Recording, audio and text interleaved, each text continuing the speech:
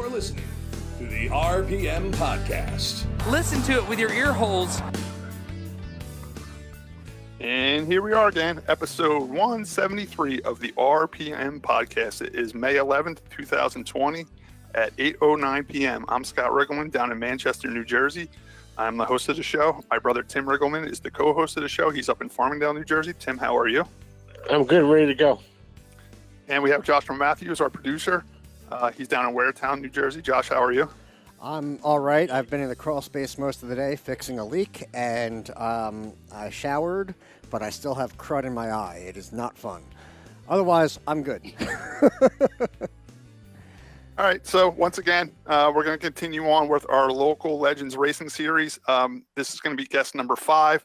It's been going very well. We really enjoyed the response we're getting from all the listeners. Tonight we have on a special guest. He's actually the 1985 Turkey Derby winner. He's the 1995 modified champion at Wall Stadium. He has 27 modified wins at Wall. His first win was July 6, 1974, and his last win was June 15th, 1996. So he's Jerry just Cranmer, like how me. How you doing, Jerry? Hey, what's up, guys? Hey, Jerry. Was that all? That was pretty much right? 85, you won the Turkey Derby. Right. 95, you won the championship. That was with the Bama number 11, right? Correct. And you have 27 modified wins at Wall Stadium. Yes, that sounds about right. I mean, I don't know exactly. I'm sure that's right if you say that's right.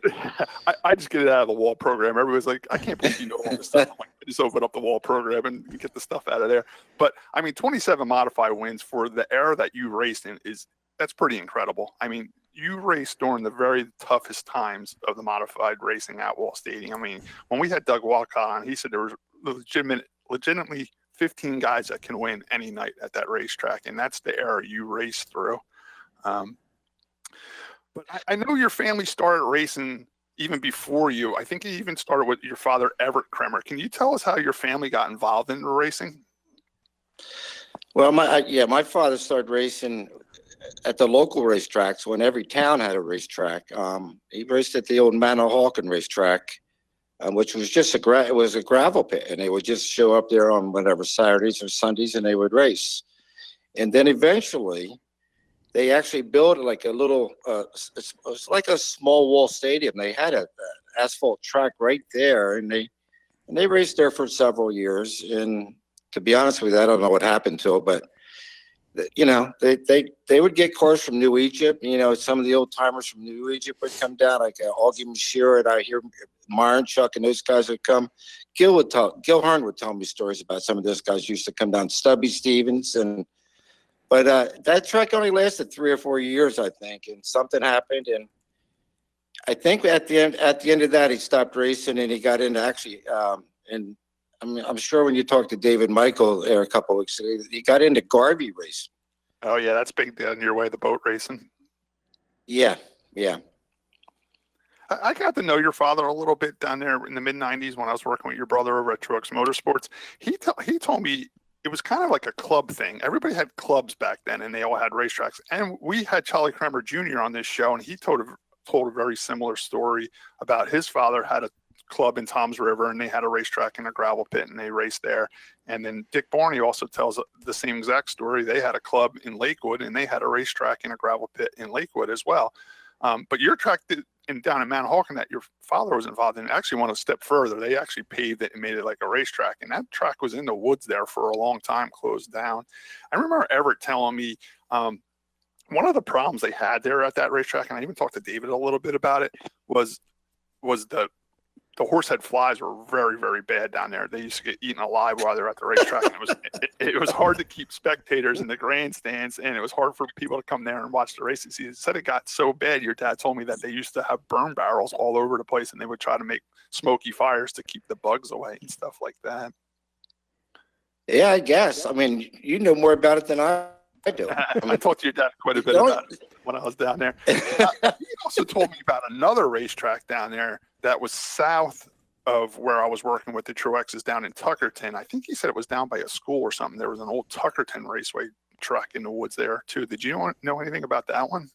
Yes, yeah. There was a track also. There was a track down there, and I believe what I believe happened on that track. Some people got killed down there, and that folded that racing up when that happened down there.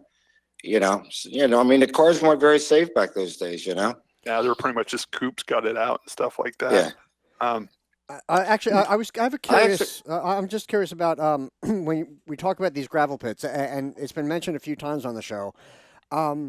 With the racing in these gravel pits, was there anything that people did as far as, I know that when you go to a dirt track now, they can be really picky about the surface and the conditions, about wetting it, getting it in and, getting it ready to run. Now, this is, you probably didn't have that type of equipment. What did you do versus weather or preparing the track? Or was it just, hope for the best? Hope for the best, I guess. I mean, Jerry didn't race the gravel pit. His dad did. I guess back then they would just make sure there wasn't big ruts and holes and stuff like that, and they would just race. I mean, Dick Barney has pictures of the gravel pit track hanging up in his shop, and it looked pretty rough. It looked rutted up, and there was literally no grandstands, just people standing on like piles of rocks watching the races and stuff like that. Oh, wow. What closed them down was the state actually came in and said, listen, we don't mind you guys racing over in that gravel pit, but you're going to have to put retaining walls up and catch fences and stuff like that. And that's when they didn't do it, Yeah. So every track, I mean, almost I'm sure you guys have, but if you go to the Lost Speedways in New Jersey or something, you can go online and look this stuff up. There's like 500, I bet you easy 500 tracks in New Jersey. Oh, I know. Every gravel pit is crazy. Track, I know there was one at Atco Speedway too, Yeah, Atco, and there's, they were all over the place. And then actually down outside of Atlantic City out towards Hamilton, there was I don't know if you guys know this, there was a wood track that was like 2.5 miles long or a mile and a half long or something crazy. We actually looked that track up one time, and they built that track and only raced there like a year or two. It was like amazing. Yeah. They built something that big and didn't race it that long, Yeah, I think I read something on it not too long ago that they actually needed the wood. They took the wood back up again. Something to do with World War II. They needed the wood for something. Yeah. Yeah. Well, I mean, if you figure they were building concrete boats back then too, I mean, they were desperate for materials. Yeah. It was either win the war or race on the weekend, so they wanted to win the war and pulled up the racetrack and used the wood. All right, Jerry, you said your father moved into the racing the Garveys and the skiffs and stuff like that on the water on the boats down there. I know that's real big in the Manahawkin area, and I know that's real big because every Monday morning when I worked at Truex's, those guys would come in and talk about what happened over the weekend.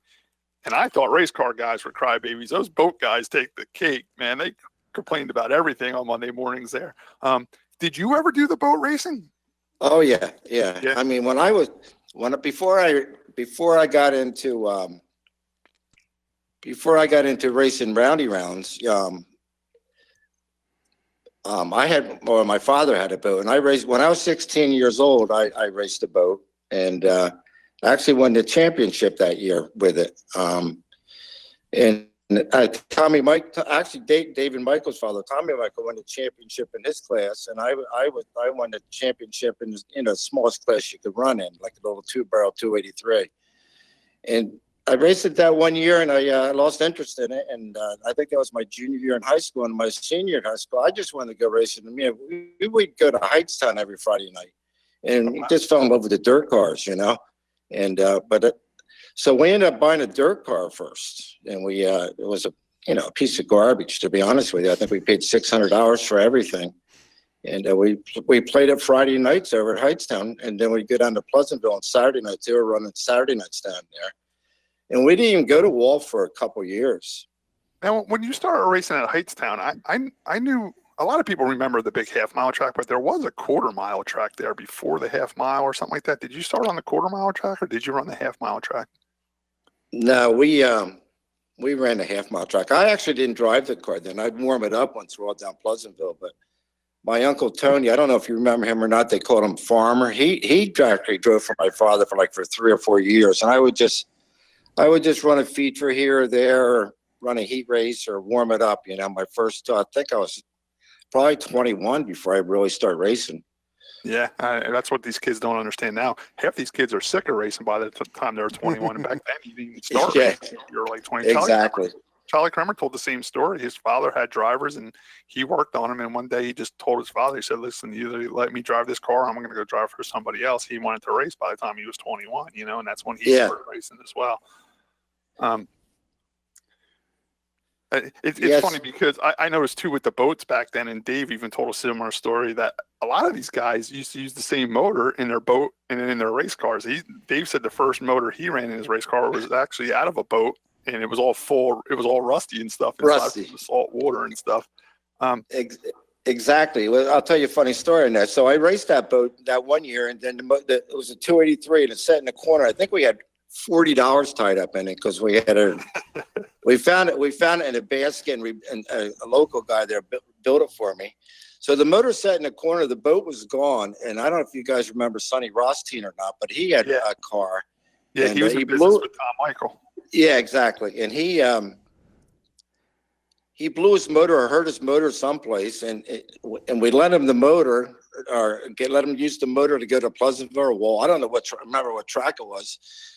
And he got through the weekend with it, and he brought it back. He says, "Don't ever do that again because there's so much rust." He said, "It'll take me a week to clean my radiator out." Where exactly did they race the boats? Was that off of like Dock Avenue down there or Bay Avenue? Where did you guys race the boats? Was it in the Barnegat Bay? Well, it was in the Barnegat Bay, but they raced anywhere from Tuckerton to West Creek to Cedar Run to, Manahawkin area. I mean, they raced up in Cedar Creek, which is, above Forked River there. I mean, they've raced up in the Toms River area. I mean, they were all over, but basically, yes, they stayed in the Barnegat Bay area. Anywhere from Barnegat to Tuckerton was where they raced most of the time. Now with the boat racing, would they set up like an oval track in the water, or was it like a drag race? Oh no, it was a roundy round. It was an oval track. It was probably like 3/4 of a mile to a mile oval. And they wouldn't get a lot of. I'm sorry, they wouldn't get a lot of boats. I mean, they had like 4 or 5 classes, or and they might get 3 or 4 boats in each class. And you'd go there and you race twice a day, and they would start at 12, 1 o'clock, and they'd be done by 3, 4 o'clock in the afternoon. How many laps would you do in something like that? 3 laps. It was 3 laps. That's cool. And you would start from a dead stop. Well, no, they would have a clock set up. They'd give you what they call a 5-minute clock. So you would they give you 5 minutes to come out of the pits, do a couple practice laps, and then as the clock would get down to the last minute, then it would be you have to time the clock with the start. So as that clock's getting closer to 0, you can't go past the start finish line till it's 0. So you want to try to hit that as close as possible. So it'd be a running start. I mean, the best way to do it is hit it wide open and not go past the start finish line before the clock goes to 0. Right. And I did go down there one time and watch those guys. It was pretty crazy, man. And then it was just like regular racing. Afterwards, there were people like protesting other people's boats and stuff like that. It was real. Josh, it was like a Saturday night at Wall Stadium, except it was during the day and you were on the water. It had the same exact atmosphere, and they would set up like a little pit area where people would have their trucks and trailers and their tools and all that stuff. It was pretty neat. The one advantage is you can't run anybody over in the pits. You can on the water, though. I think you wrecked quite a bit. Yeah, well, they try to run you over in the water. It's a little more dangerous. Yeah. And Josh, they would argue and fight just like we would at Wall Stadium on a Saturday night. It was pretty interesting.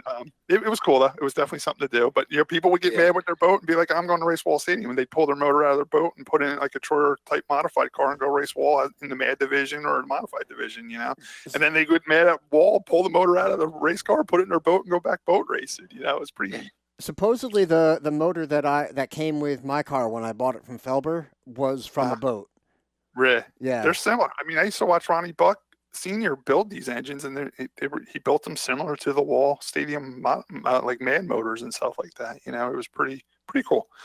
All right, Jerry. So let's move on from the boats. And you said that you guys went and raced dirt for a little while. When did you start racing yourself? Full time. Okay. So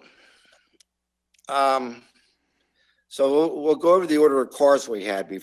So we bought that original dirt car, and we kept that for, I think, a half a year. We ran that year with it. And my father wasn't really too happy with it. It wasn't a very good car. I mean, we actually replaced the roll cage in it because he didn't even like the roll cage in it. So we ended up getting rid of that car, and we bought a car that raced every Friday nights over at New Egypt. Over at Heightstown, and it was an ex-Lenny Martin car. If you guys remember, any of you guys remember Lenny Martin. And we ran that car 1 year over there. And, I'm trying to remember all this now. But we start coming to Wall that year with it. And again, my uncle drove it most of the time. So that year I didn't really race much. And at the end of the year, that car broke. There's pictures of it someplace in one of the Garden State vintage deal there. That car broke a kingpin going down the front straightaway. And my uncle was driving, and it just destroyed the car. So we ended up throwing that car away and saved the parts off of it. We bought this Falcon from Lee Hendrickson had built it, and it was a dirt car, but we ended up running it on asphalt all the time. We never ran dirt anymore after that year. So the first 2 years we were running a little bit of dirt, a little bit of Atlantic City, a little bit of Wall, but after the third year, we pretty much stayed at Wall Stadium in Pleasantville. So we ran the Falcon. My uncle pretty much drove it all that year also. So I'm thinking when I was 21, they started running. My father had bought another car, a coupe, and they put a big block, and they started playing modified. And that's when I was 21. I started running, pretty much Wall and Pleasantville. So that's when I started. Okay. The earliest car I remember you having was a coupe. I think it was a number 1. I think it said Kramer right on the side of it. I always heard that was an ex-Tommy Baldwin car or Charlie Zazonback car, I should say. Was that a Charlie J car? Yeah, that was the Charlie J coupe. Yeah, where you sat on the right hand. Pardon me? When did you buy that car? 70. I ran that car modified 74. So I bought it like at the win too. Did I win that year? Yeah, July 6, 1974 was your first modified win. Then I might have bought it 73. I don't think I won the first year I had that car. I think it was the second year I had that car, but I got married. Just trying to think when I got married. Now, Grandpa Blewett tells us stories all the time. He said a lot of times when Turkey Derby would roll around, guys like Evans, Shazonback, Tommy Baldwin, Maynard Troyer would come with their race cars and they would race, and they would all sell their cars to local guys back then. I know back in the day, Grandpa bought one of Troyer's cars. He bought one of Charlie J's car. Did you buy that at the racetrack, or did you go out to the island to buy that car? No, I did not. Now here's the deal on that car. I bought that car. Remember the old All-Star League? Yep. Charlie J came down, and I don't know if he had his Vega then or not. I think he had a Vega. It's probably one that Blewett bought. Uh-huh. But they came down, and I was talking to Charlie J's father along the fence line there, and they said the car was up there, and if I was interested in buying it, I could buy it. And a week later, we had it. Did you go out to Long Island to get it? Oh yeah. We went picked it up, and that was like in August. And we didn't race it any that year though. I don't know if I didn't have a motor. I can't remember. But then the following year, that's when I started racing it. So, and I had that car for 2 years. You think you bought the car less motor back then? Oh, I did definitely. There was no motor in it. Yeah, Ronnie Buck built the motor for it. Did you really? Yeah, Big Ronnie used to build a lot of motors back then. Yeah. Do you remember what you paid for something like that without a motor back then in 1973? Yeah, I can tell you exactly. I paid $3,000 for that car. Oh, really? Which was a lot of money back then. Yeah. Dave Michaels tells similar stories, like late 70s. They went out and bought one of Dutch Hoag's car, and they paid almost $10,000 for it, race ready with a motor and everything. So cars were pretty expensive back then too. Yeah, it was $3,000, and I had the first motor that we put in the car was we found it in the junkyard actually, and it was a good L88 motor. It had aluminum heads. I actually had a tri-power on it, and we bought it out of a junk car, and we took it to took it to Ronnie, and he did all the work on it and everything for us. So that was our first big block motor. Now, when I lived down there, you kept the race cars right at your father's shop at his house. Is that where you always raced out of? Did ever own that house back then too? Yes, yeah. It was, we lived in that house since 1962. Yeah, so that's where we always kept everything that I had anything to do with racing. You know, if it was my own race cars or when I drove for Bombers or anybody I drove for, that's where the cars were kept. Yes. Dave Michaels told us a little story off air. He said if we ever got you on to ask you about a hole in the wall and the ceiling in that shop, do you know what he's talking about? I guess. He thinks you guys were like setting the timing on a car or something like that, and maybe something. Listen, here's what it was, if I remember correctly, and if this is what he's talking about. So that second car that we bought, that dirt car, my father was exactly adjusting the distributor and revving the motor up, and it didn't have a blow-proof bell housing in it, and the clutch blew apart on it. And it went right up through the car and missed my father's head by, I don't know how much. It wasn't much, and went right through the ceiling. Yes. That's how crazy that was. People ran aluminum bell housings, and that's like today we have to run steel bell housings, so that can't happen anymore. Yeah. So yeah, I can remember saying to him, even somebody said you should put a blow-proof bell housing in that, and he never did. And he went out and got one the next day. I guarantee you that. It was pretty scary looking, you know. I mean, I don't know how close he was because I wasn't there, but you know, when you look at where it went up through the top of the car and everything, you know, it was scary looking. Yes. All right, so we're gonna move your modified career ahead a little bit. I mean, you started showing about the tracks with some pretty nice, beautiful race cars. The first ones I remember, you had the red number 88, then you had a black number 88, the blue number 88. How did you come up with the number 88?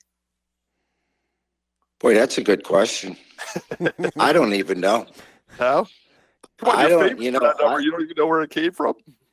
I really don't even know why I liked 88. I mean, originally I liked 30. 32 was always my number for years. Like when I played sports in school and everything, it was 32 that's what I always wanted. But I'm almost positive I couldn't get 32. Probably Johnny Loers had 32 then, right? Yeah, he was a 32 man, right? 32 for a long time. Yeah. Well, I'm sorry, I don't remember. No good story. That's crazy, right? I don't remember. No. All right. I don't know. Maybe we were forced to take it. I mean, I remember when the coupe that I had was number 1. Right. And then I had another car, a Sonny Seaman built Pinto after that. Where did that car come from? From Sonny Seaman. You bought it right from him? Yeah. Sonny Seaman had built it for somebody on Long Island. And I think it was Teddy Wisnowski or somebody like that. And they never picked it up or they owed money on it. We ended up getting it. And we ran that for a couple of years. And I didn't win any races in that car. That car, I led races, but it just seems like I just had a lot of bad luck with it. One night I was winning a transmission way a couple times, you know, had a couple really good Garden State Classic runs in it and just broke late in the race. When you bought that car off Sonny Seaman, did you drive up to his place to pick it up? Oh, yeah. So that was in upstate New York? Yeah. I mean, he built a lot of Richie. I mean, when all the home built, Richie Evans how to build race chassis. Yeah, he built a lot of Richie Evans cars originally, and then Richie Evans, you know, started building his own stuff. But yeah, that's they were all like Richie Evans type cars. Do you remember what his shop was like when you went up there? Oh yeah. Because I know Dave Michael, he tells a lot of stories about the guy Dolan that built race chassis. And when they went up to his shop, they thought they were going to see this like first class race shop. But he said it was basically an old shack with a dirt floor. And he built them up on jack stands. What was Sonny Seaman's shop like? His shop was upstate New York, and of course, it's in the wintertime when it's cold. It's just this old concrete building. He had wood stove in it. And he had nothing. It was nothing fancy in it at all. It was just just a pretty much nothing at all. Nothing like the Maynard Troyer shops or anything like that, you know. Right. Now, how did you buy the car from him? Was it a complete roller, or did you like bring a motor up to him and he built it complete? No, it was funny because I went to Daytona that year, and my uncle, he had I don't know if you remember Don Kramer. Yeah, so anyhow, he had a Gremlin. We went down there when they were running the modifieds on the road course. Right. That was a blue 66, right? Yes. And Will Kegel drove it down there. And I went down there just as a pit crew guy to help work on it. My father and I, it was pretty neat to go to Daytona. I've never been there in my life. And Seaman had there was 3 cars down there. He built a car for Evans. Evans had a car, and then Sonny built a car that he drove, and then Mike Loescher was driving the car that Sonny Seaman built. So there was 3 cars there. And I never met Sonny Seaman in my life, and we just went out, have a couple beers here and there. Before you know, he said he had a car for sale, so we went up and we bought it. And no motor, went up there, and we sold the coupe, the Dijon-back coupe. We sold to George Schaefer. You guys remember George Schaefer? I don't remember that one. Yeah, when he ran I think he was a sportsman champ one year, and he bought that. He didn't run it that much modified or anything. But anyhow, so we took the motor out of the Dijon-back car and put it in the Pinot. And we ran that for a couple of years. We ended up selling that to Ricky Bergenine. He was, I don't know if you guys remember him at all. Yeah, I remember Ricky, sure. Yeah, and then in the meantime, Sonny Seaman built us a car, a Chevette body car, and we ran that for a couple of years. We just never had any luck with that car. We just never could get the car to go. And second of all, is the motor. Our motors were wearing out. We had a couple bad years. Let's put it to you that way. Now, you mentioned your uncle, Don Kramer was your uncle also? Yes, it would be my father's brother, yes. Your father's brother. He had that blue 66, and that car was pretty famous. That car ran very well. Was that a Treadway car? Yes, that was one of the original Treadway cars that came up, yes. Yeah, that name keeps coming up, too. A lot of people talk about the old Treadway cars. They built Treadway. He built a lot of cars for the super speedways, for the modifieds. And I always thought they were out of Virginia.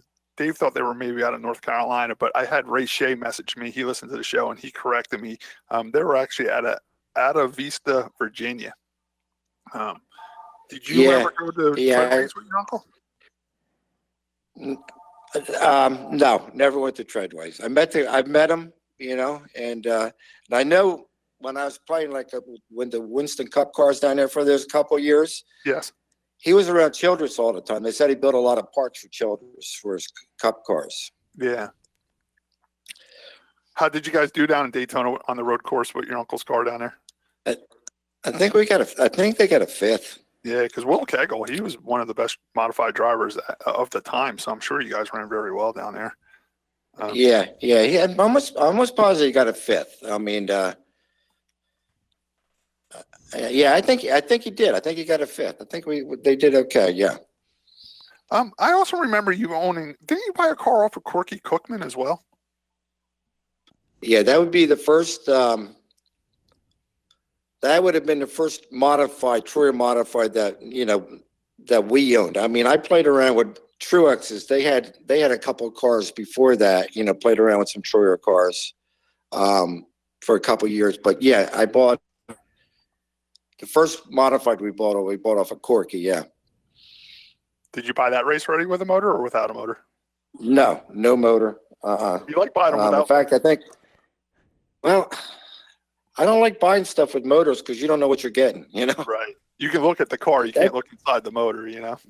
That's right. I mean, you just never know what kind of motor you're going to get. I mean, that second. I'll just go back. That second car we bought, that dirt car, the motor blew up the second race we ran it. He said, "No more buying motors. We'll build our own motors." No more buying motors. It's, right. You just never know. I mean, how did the deal with Corky Cookman come about? How did you end up purchasing that car? It was in the paper for sale. We were looking to get a car, and I knew I wanted to get a Troyer car, and We hadn't had a car in a couple of years. Like I said, anything. Racing? Because we played with it. I mean, Barney kept most of his. He had some stuff down in his house, but the modifieds were kept in our house, and he would run it once in a while. I'd run it. Gil would run it once in a while. So then, it was late in the year we ended up buying it. It was still 04. I took it the first night at Wall, I ran it. I don't know. It might have been one of the Budweiser races, and the car just got real loose on us. And we ran good. I think we finished 5th or 6th or something like that. Then New Egypt the next day, they had what they called the Mountain Dew 100. We went over and we won that. Oh, really? Yeah. And it still had 04s on the car? It started 04, and then we went down to Martinsville with it, and we qualified. I think we qualified in the top 20.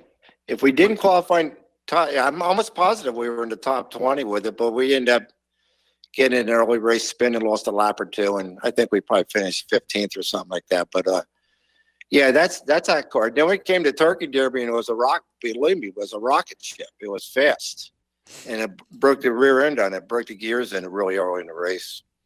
Was it? Were you still using a Ronnie Buck motor at that time? No, that was a Jack Tant motor. It was really? Truex's motors. Huh? They were good motors.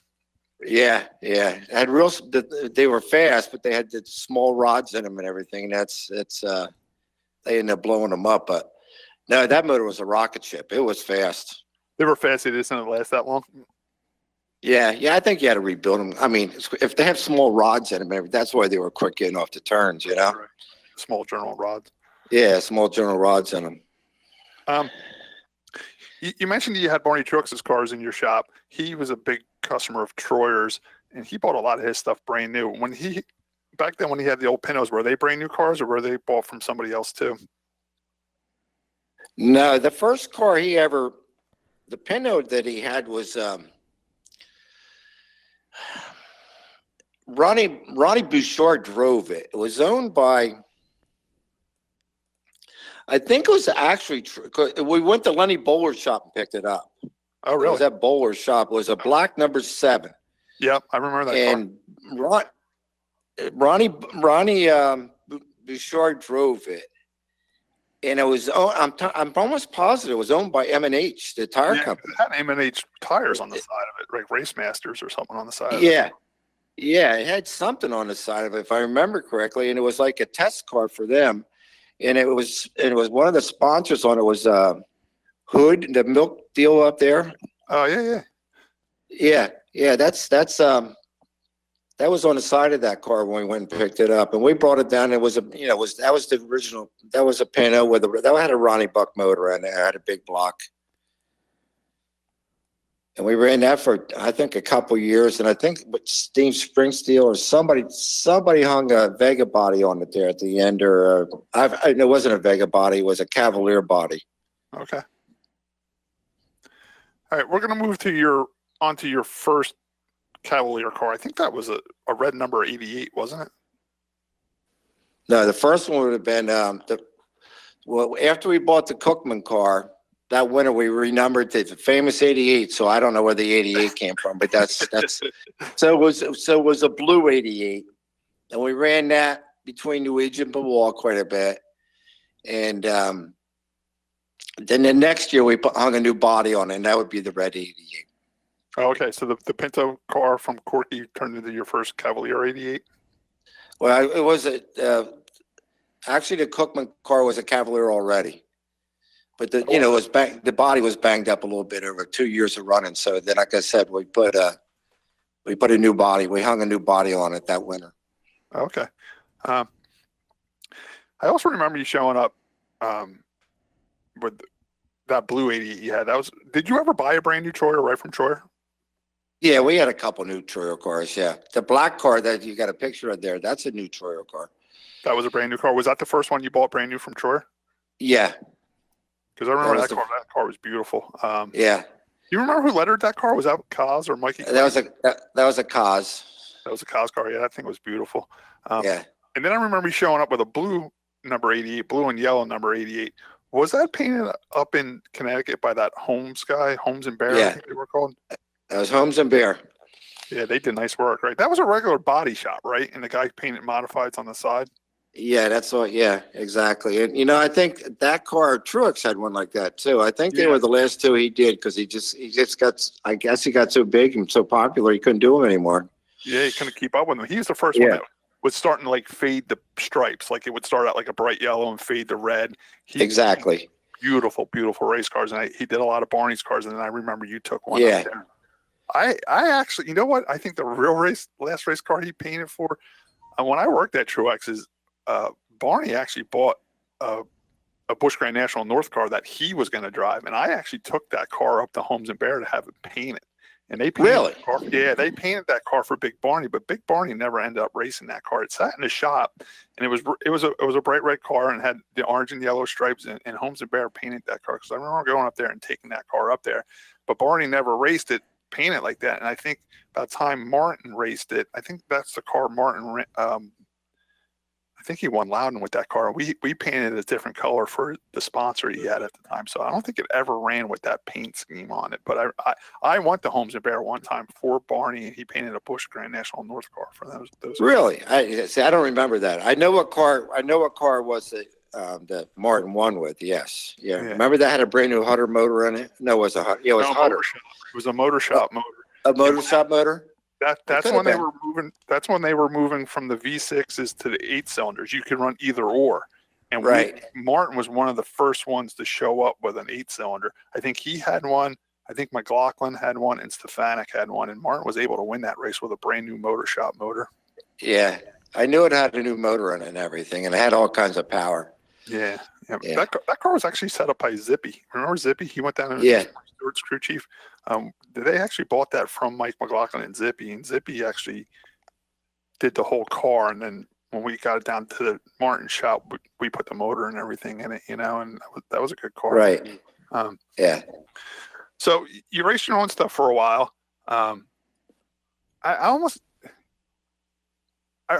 Me and my brother were huge. Of course, everybody was. We were huge Richie Evans fans, and we remember I think it was after Richie passed away. Didn't you buy Richie's box truck? Yes. There are any guys showing up with that thing. Can you tell me how that deal came about? Just needed a hauler. Called up there. Billy said it was for sale and bought it. Didn't you guys paint it red?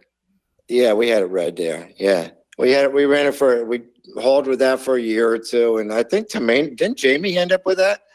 I don't know who ended up with it. Didn't you guys have some mechanical problems with that truck, or did that truck? Oh yeah, we put a motor in it and stuff. Yeah, I remember that. I think the thing was pretty used up by the time you guys got it. It was beat up. We got a year or two out of it. I'm almost positive Jamie ended up with it. I can't remember exactly, but I'm pretty sure he did. Did you buy an open trailer off of Richie too, or did you have an open trailer? No, we bought it. We bought a trailer. That was from Dylan. Remember Dylan with parts? They'd sell the trailer, so we bought a trailer from him. Yeah, those Dylan trailers were really nice, man. They towed really good, and they had a nice box on the front and a nice tire rack. Yeah, had everything really to go racing. I always liked that setup, the box truck with the open trailer, with the front and the tire rack. You bought that trailer brand new right from Dylan? Yeah, brand new from Dylan. It's set out there. He gave me because it was built for somebody, and he gave me a hell of a buy on it because I think they had like 4 tire rack on it. It was crazy. It was a big box. I wasn't looking for something like that, but we ended up buying it because he gave me a good deal on it. Then I also remember one year you guys showing up with a beautiful 5th wheel trailer and a brand new dually. I think the dually your brother Kevin owned, right? Did Kevin own it? Yeah, he owned a dually, yeah. And my father and I owned a trailer. That was like one of the first trailers around here. Didn't that have like living quarters in the front or a bathroom and shower and stuff like that in that trailer? It had a bathroom in it. It was a drag. What it was a drag race trailer. And a guy used to out in Reading. He built it for drag cars, and he used to travel all over. And that trailer was like 3 or 4 years old when we bought it, and so it's all we needed. So yeah, it was a nice trailer. Pretty neat. So you needed a truck, so Kevin said, well, I'll buy the truck. You guys buy the trailer. Yeah. It was a family deal, Kevin bought that truck brand new from Kelly Chevrolet, didn't he? Yeah, that's right. It was from Kelly. Yeah. And Is that even up to? Is Kelly Chevrolet there anymore? Is that no? Kelly Chevrolet's actually got sold. It's actually a camper place now. They Yeah, actually it's sell like an campers. RV dealer or something like that. So the building's still there, the lot's still there, but it's not Yeah. Kelly anymore. And, Oh, really? Billy And Johnson, the guy The you original Kelly Chevrolet that was in Flemington, they work on fire trucks in there now.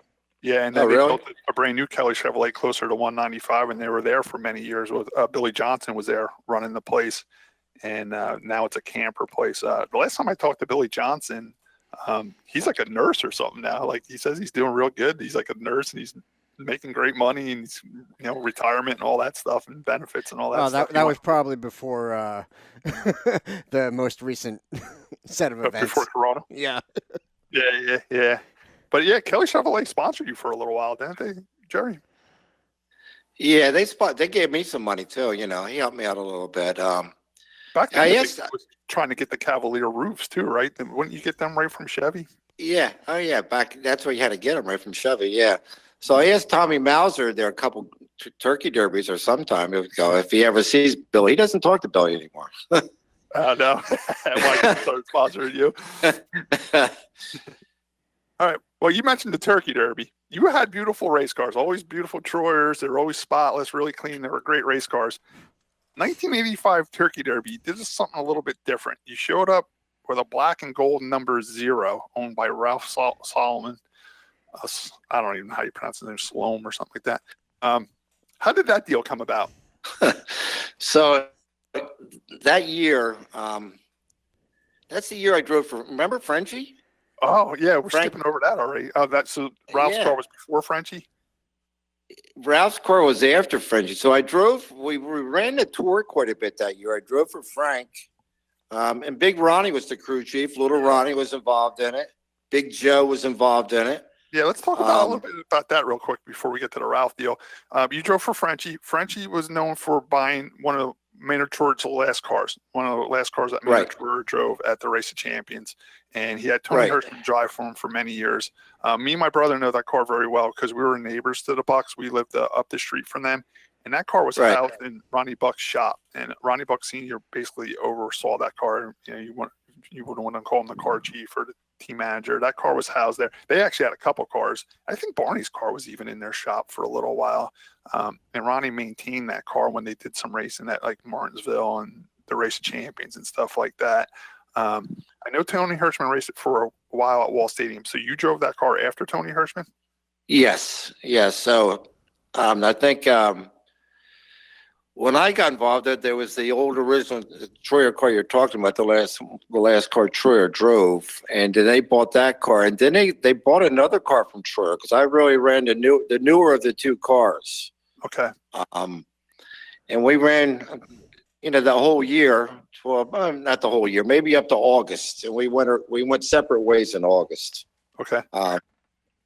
But that we went to Martinsville, and the first race we sat on the pole. We had fastest time down there. Picture of you on the front cover of the program on the pole, and I think it might have been Richie or somebody who's on the outside pole. Or maybe exactly. No, it was Richie was outside pole.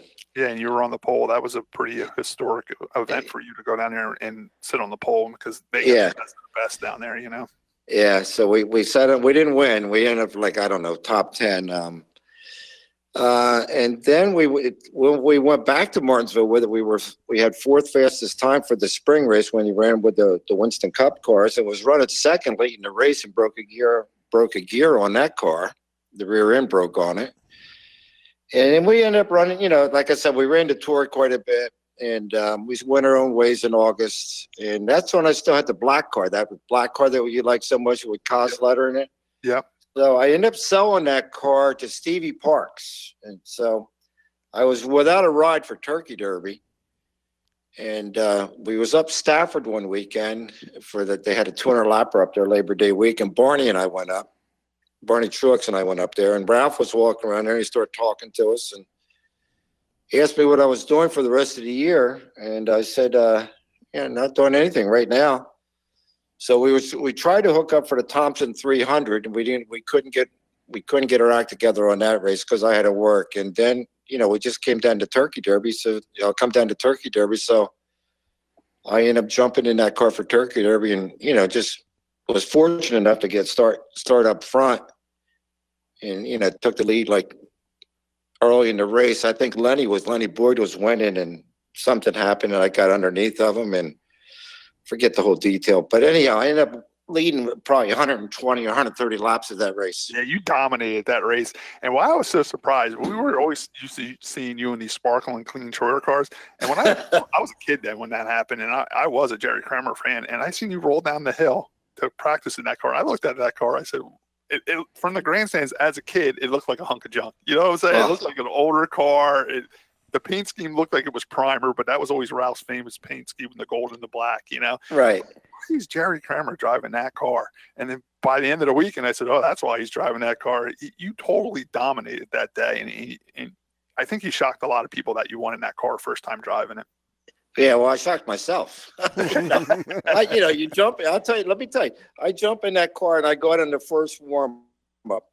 And he had a torque arm in that car. As you're riding around, all it did was bang everything. It was banging all over the place. I said, what the hell is this? Yeah. But, the car worked. I mean, he built he built the whole car himself. He built everything on that car. He still does today. He was one of those guys that truly builds his own cars. He's one of the few guys around that can literally take the steel tubing out of the tubing rack and build a race car, Yeah. It was crazy. All his own ideas and setups and stuff like that. Well, I knew he had pretty good race cars because this guy, I don't know if you guys remember Marty Radwick. He was from New England. Yep. And he drove for, I think the year before he drove for Ralph down in Martinsville. He was a top 10 car. I mean, he ran good the whole race. Right. And, I knew he ran it at some other places like a Monadnock. He ran it and he would win with it up there. So I knew it was a pretty good car. Uh-huh. And it had a motor shop motor in it. So, I figured if I got a good starting spot, I figured I could be, competitive. I felt that I was a good enough driver to run around Wall because I've been around there enough, Right. And if it had tires on it, we would do okay. And it was a good deal. It was a good deal, Now, with Wall Stadium, I know your brother Kevin was a pretty good chassis guy. Did you guys change anything on that car when it got to Wall, or did you run Ralph's setup that day? We ran his setup. I mean, he picked our brain a little bit, I mean, he maybe a stiffer right front spring or something like that, but cross weights or stuff like that. But I mean, that car had so much left side weight in it, it was crazy. Anyhow, I mean, but everybody did. You know what I'm saying to you? It wasn't. Right. That's when they were all really checked left side up with lead and stuff like that. Oh God, it was crazy how much that car had big left side weight in it too. And you wore Frenchie's fire suit that day, though. Yes, I did. I had Frenchie's fire suit on. Well, we didn't. Those days, you didn't have 10 fire suits. You had one or two. So that was the fire suit. Yeah, that was the warmest one I had. So you had to wear it that day. Just curious, where's that trophy at nowadays? That Turkey Derby trophy? Wow. I guess I still have it here. I moved to Delaware. I don't know if you guys know that. I actually, Dave Michael did tell me you moved down to Delaware. Now you retired and moved down to Delaware. Yeah. Do you still have a lot of your trophies? That's just a curious question. I have the trophy. Yeah, I have the ones that I like. Yeah, I have that trophy. Yeah. I keep my main trophies. Yeah, I mean, a lot of the trophies I got rid of when we moved, and but the main trophies, the ones that mean the most to me, I kept. Yes. Okay. After the '85 season, we're going to get back to your modified stuff because you kind of came back to modifieds a little bit later. But after the '85 season, I remember being a kid, and we used to get our racing paper on a Wednesday at like 10 a.m. And right. I went to Farmdale School. Farmdale's a very small town, not far from Wall Stadium. As kids in grammar school, we were allowed to go home for lunch for an hour and then go back to school. So at 12 o'clock, they let us out of school. We would walk home, eat lunch, and come back to school at 1 o'clock. So on Wednesdays, I was always excited to go home because the Ariota Racing News would be there. And I remember you were going to do a cup race at Martinsville. And I was so back then there wasn't a lot of TV coverage and radios or internet like that. So you had to wait for the racing paper. I was so excited to get home to look at the racing paper to see how you did in that race. And the big headline right on the front cover was whoever won the race, and it said a New Jersey modified driver finishes 13th in his first ever Cup race. Can you tell us a little bit about how that deal came about? So the year before, when I drove for Frenchie at Martinsville, he had two guys down there that were from North Carolina. They used to help this guy James Hilton. He owned a Cup car. Yep, he just passed away about a year or two ago. Yeah, in a car accident. Or an accident come from Talladega. Yeah. So anyhow, through those two guys, I met James. You know, even when the second time I drove French's car the day it broke the rear end, I really got to meet him because his Cup car was there, and we talked. You know, and he's an independent guy that was always looking for a driver. If you could put a couple tires on his car, whatever, you know, you could get a ride in it. So over the winter time, you know, I actually sold a lot of my stuff. That's when I figured I'd drive for Ralph a little bit or whatever, drive for Barney a little bit. And so I sold some of my stuff and we scraped up some money. And to be honest with you, Barney Truex helped me a little bit. So we bought some tires and put on the car, and we went to Martinsville. And I had a great run. I really did. We finished 13th down there. Didn't you have to run Martinsville first? Oh, yeah. No, you're right. You had to run a smaller track. They wouldn't let you just go to Dover or Pocono. You had to prove yourself on a track less than a mile. Right. And I remember that was a big day because I read the whole article, and it said because you ran so well in that race that you finished 13th in that car, because I think that you had to run like 5 races under a mile before they let you on something bigger than a mile. But because you ran so well that day, they just said you can race any racetrack you want. Yeah. So I went to Dover the following and raced, and actually had a good run going in Dover. And I hate to say this, but it beat me up so bad. It was so hot. I had to get out of the car, but I was running the top 15 or 16 down there. But that was common back then. Relief drivers were common then because they were 500-mile races. There was none of this segment stuff. There wasn't really cool suits. You know, a lot of cars didn't even have power steering back then. So the relief drivers were very common back then. Do you remember who got in the car when you got out of it? Yeah, James Hilton himself got back in the car. Did he really? He said, "Thanks for buying the tires. I'll get back in the car." Yeah, exactly. So anyhow, so then I ran at Pocono a couple times, and I think I ran Martinsville one time after that. So I looked it up. I don't remember you racing this many races, but they said those in 85 and 86, 86 and 87, you actually ran 10 Cup races, 5 for James Hilton and 5 for Elmo Langley. Did you run that many races? Yeah, I did. I drove for Elmo a little bit the following year too. That was the number 64 car, right? Yeah. And that car wasn't that out of Canada or something like that? No, it was out of North Carolina. Oh, was it?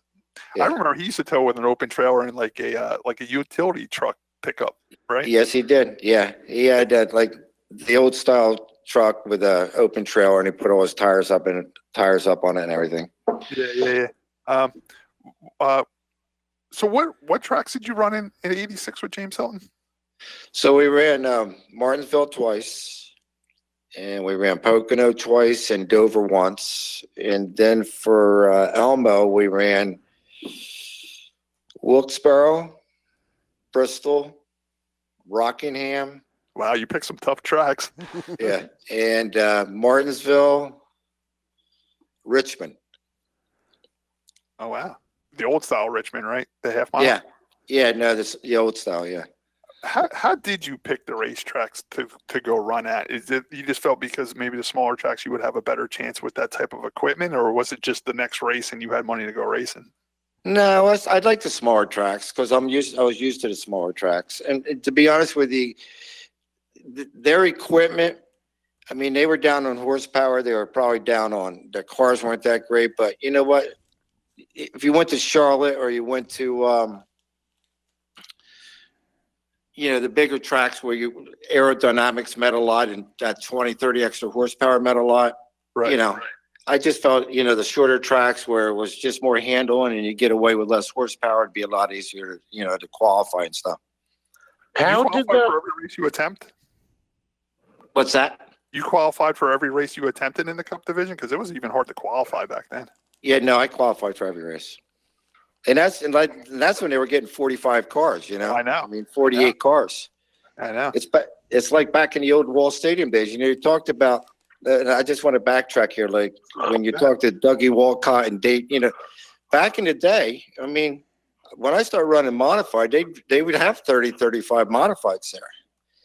You know, and I'm racing against the Charlie Kramers, the Gil Hearns, the Richard Hessings, you know, these guys, Don Stives, Parker Bone, these guys were all heroes. Harry Reid would always tell us he would just go to the racetrack hoping he qualified. Once he qualified, whatever happened to feature was a bonus. You know, exactly. It was crazy. You know, the Tommy Elliott was my hero when I was sitting in the stands when I was 12, 13, 14 years old. And here I am racing against him, you know? It's crazy. All right, Jerry, I know my brother's chomping at the bit. My brother is a huge fan of the North Wilkesboro Speedway, and he's one of the holdouts that thinks there's going to be a Cup racing there again someday. Can you tell us a little bit about racing at that track? Did you ever race there in a modified as well? And tell us a little bit about the Cup race itself. Well, the track was great. You know, it's a good old half-mile track. You know, sweeping turns.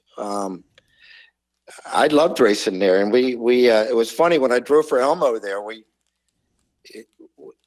We qualified on a Friday afternoon. And back those days, they had second day qualifying. They had second day qualifying. I think we were like 30. I think there was there was 44, 45 cars, and we were borderline. So I remember driving to the track, and it was snow on the ground. It snowed the night before. Oh wow! I'm thinking to myself, maybe these guys won't qualify today. And we'll just sit back on these times, you know. And I'm like, so we get to the track, and sure enough, they got the track in good condition. And you know, and I'm telling you, I didn't think I was going to qualify. So I'm down in the first turn, and I'm watching these guys that know how to drive the track better than I do. And they go into the first turn, they go right down on the apron. They don't even, I mean, they're down below the white line. They're half on pit road. I said, I got to try this. And I tried it, and we picked up like 0.2 of a second. And we ended up qualifying easily, to be honest with you. So, but it was a great track. And yes, I did run a modified there. When the Wall Stadium modifieds, when they went out on strike that year. Oh, we're going to ask you about that too. Yeah. So when they went on strike that year, there was a guy from North Carolina. Now, if you look at all the old pictures, the old black 45s. Yep.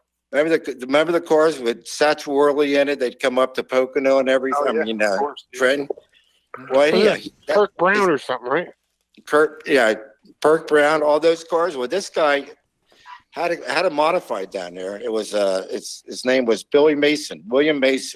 Yep. And he had his shop right there in Martinsville. So he called me, and I went down there. We ended up qualifying fourth fastest time.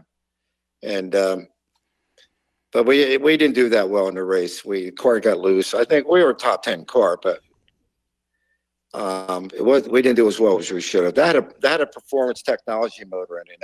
It was an older car, but the chassis wasn't that great and everything. So, but it was a great track. I loved it. Yeah, Wilkesboro was fun. And you know what? Your brother's right. They should go back to Wilkesboro. It'd be better racing. Tell us a little bit about Rockingham. That must have been something new to you, a big mile high bank track like that. Yeah, that was neat. You know, I went down there and again qualified in like 35th or 36th and just ran the whole race. And it ended up blowing it sucked a valve or something late in the race. But that was fun. All right. You went to Rockingham. You said you ended up blowing the motor up late in the race.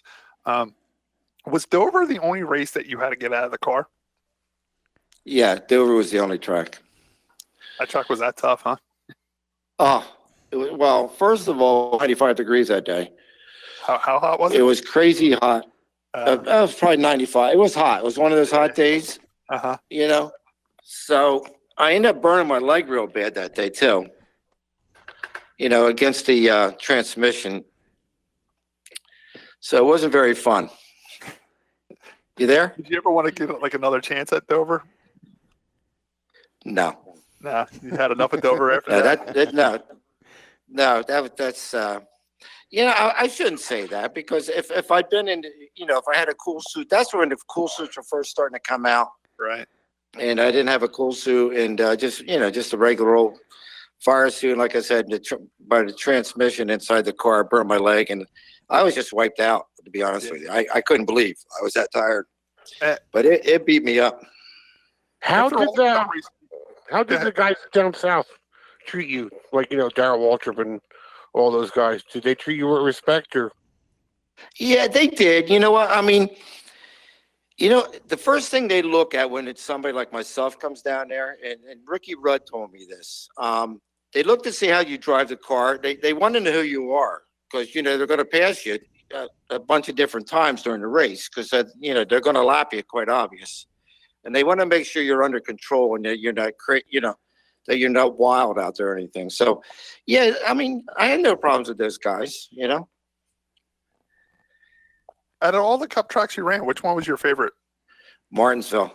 Yeah. Oh, God. I love Martinsville. Yeah, obviously. I mean, you did well there with the modified and you did well there with the Cup car.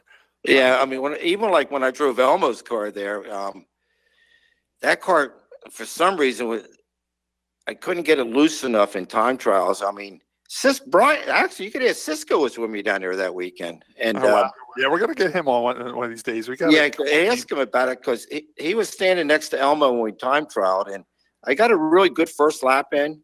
Mm-hmm. And then I really went for it on the second lap, and the car was tight coming off of two, and I had to lift, just run it into the wall, and I had to lift a little bit. Uh-huh. And I still ended up with like 18th fastest time. I'll based off my first, maybe not 18th. It was around 20th or 21st fastest time. And that's when, and I still gave up, at least 2/10, maybe 3/10 of a second because I had to lift on the second lap. Right. And Elmo said to Cisco, he says he went for the gold, but he still got the silver. I definitely had a top 15. Car, Yeah, I definitely had a top 15 time down there, but the clutch went on that car about 100 laps into the race. All right, so after 87, I don't see you having any more Cup races. Did you try to do any more Cup races in 88? No, that was the end of my Cup career. You just went back to the modifieds then? Yeah, I played modified for a little bit there. You never tried running like the Busch North or anything like that? No, never played like up with Martin or anybody. Yeah, you just went right back to the modifieds. Because I tell everybody back then the modifieds were just as big as any other thing. They were pretty much as big as the Grand National cars and the Busch North cars and stuff like that. And they weren't quite Cup, but they weren't far behind Cup. I mean, there was a lot of good paying modified races back then, and it was just as prestigious to go win the Thompson 300 than go run 20th in a Cup race. You know what I'm saying? Oh yeah. No, you're right. So you go Cup back. Did you go back full-time modified racing in 1988? I don't remember. There was a couple. You know what? Yes, I did. I raced quite a bit in 88 and 89. But it was more, I wouldn't run Wall all the time. I wouldn't run New Egypt all the time. I'd pick up a tour race here or there. I never went any place all the time. Right. I picked my shows. I try to run Martinsville all the time. I think the year of '89 we went to Volusia and ran. I thought it was '89 or '90. We went down to Volusia. Volusia had a paved track and a dirt track back then, didn't it? Yes. Well, it was just a paved track that year. They put a dirt track in the following year, but we went down that year, and it was a great. I think it was four. They only ran 4 nights, and we had. Or 3 nights, 3 or 4 nights, but we had, I think the first night we finished 4th, but the other 3 nights we finished 2nd. We had a lot of good runs. We didn't win anything, but we made a lot of money down there. Never. The nights you finished 2nd, who won? Jeff Fuller won one night. I think Jimmy Winks. Remember Jimmy Winks that ran dirt? I never heard of that one. You couldn't beat Jimmy Winks. Jimmy Winks was in an orange 50. I think it was Jimmy Winks was in an orange 55 that was a Connecticut car that Ronnie Bouchard or Kenny Bouchard drove all the time. What was that guy's name? You would know if I said his name. Anyhow, and I can't remember who won the last another night down there. It might have been Jay Hedgecock or somebody like that. Might have only been 3 nights. Now, was that during Speed Weeks, and was it the same time that the World Series was going on at New Smyrna, or was this a whole different time to go down there? No, it was Speed Weeks. It was Smyrna was running there 9 nights, and they just ran 3 or 4 nights over there. It was more of a NASCAR type deal because Jerry Cook was involved in it. Bill Bryce was involved in it. Now, would they run same nights as New Smyrna, or was that after Speed Weeks was over or before Speed Weeks? No, it was the same nights. They went against Smyrna. Oh, did they really? Yeah, it was. You know what? They had a lot of Southern modifieds there. The Smart Tour modifieds were there. Like Hitchcock was there. Smith and those kind of guys were over there. Did you ever race a modified at New Smyrna? No. You just went down there to watch. You never did the Speed Weeks at New Smyrna? No, I never went to Smyrna. I bet you would have did good there. That seems like your type of track. It was like a big deal. I'd like to have gone there, but just never went down there. All right, never had the good. During the show, you brought up Barney Truex a lot. What was your connection with Barney Truex? Was he a family friend, or did you work for him on the boats? Yeah, so he was a family friend. We grew up a couple miles from each other, and we knew each other from kids, young when we were real young and growing up.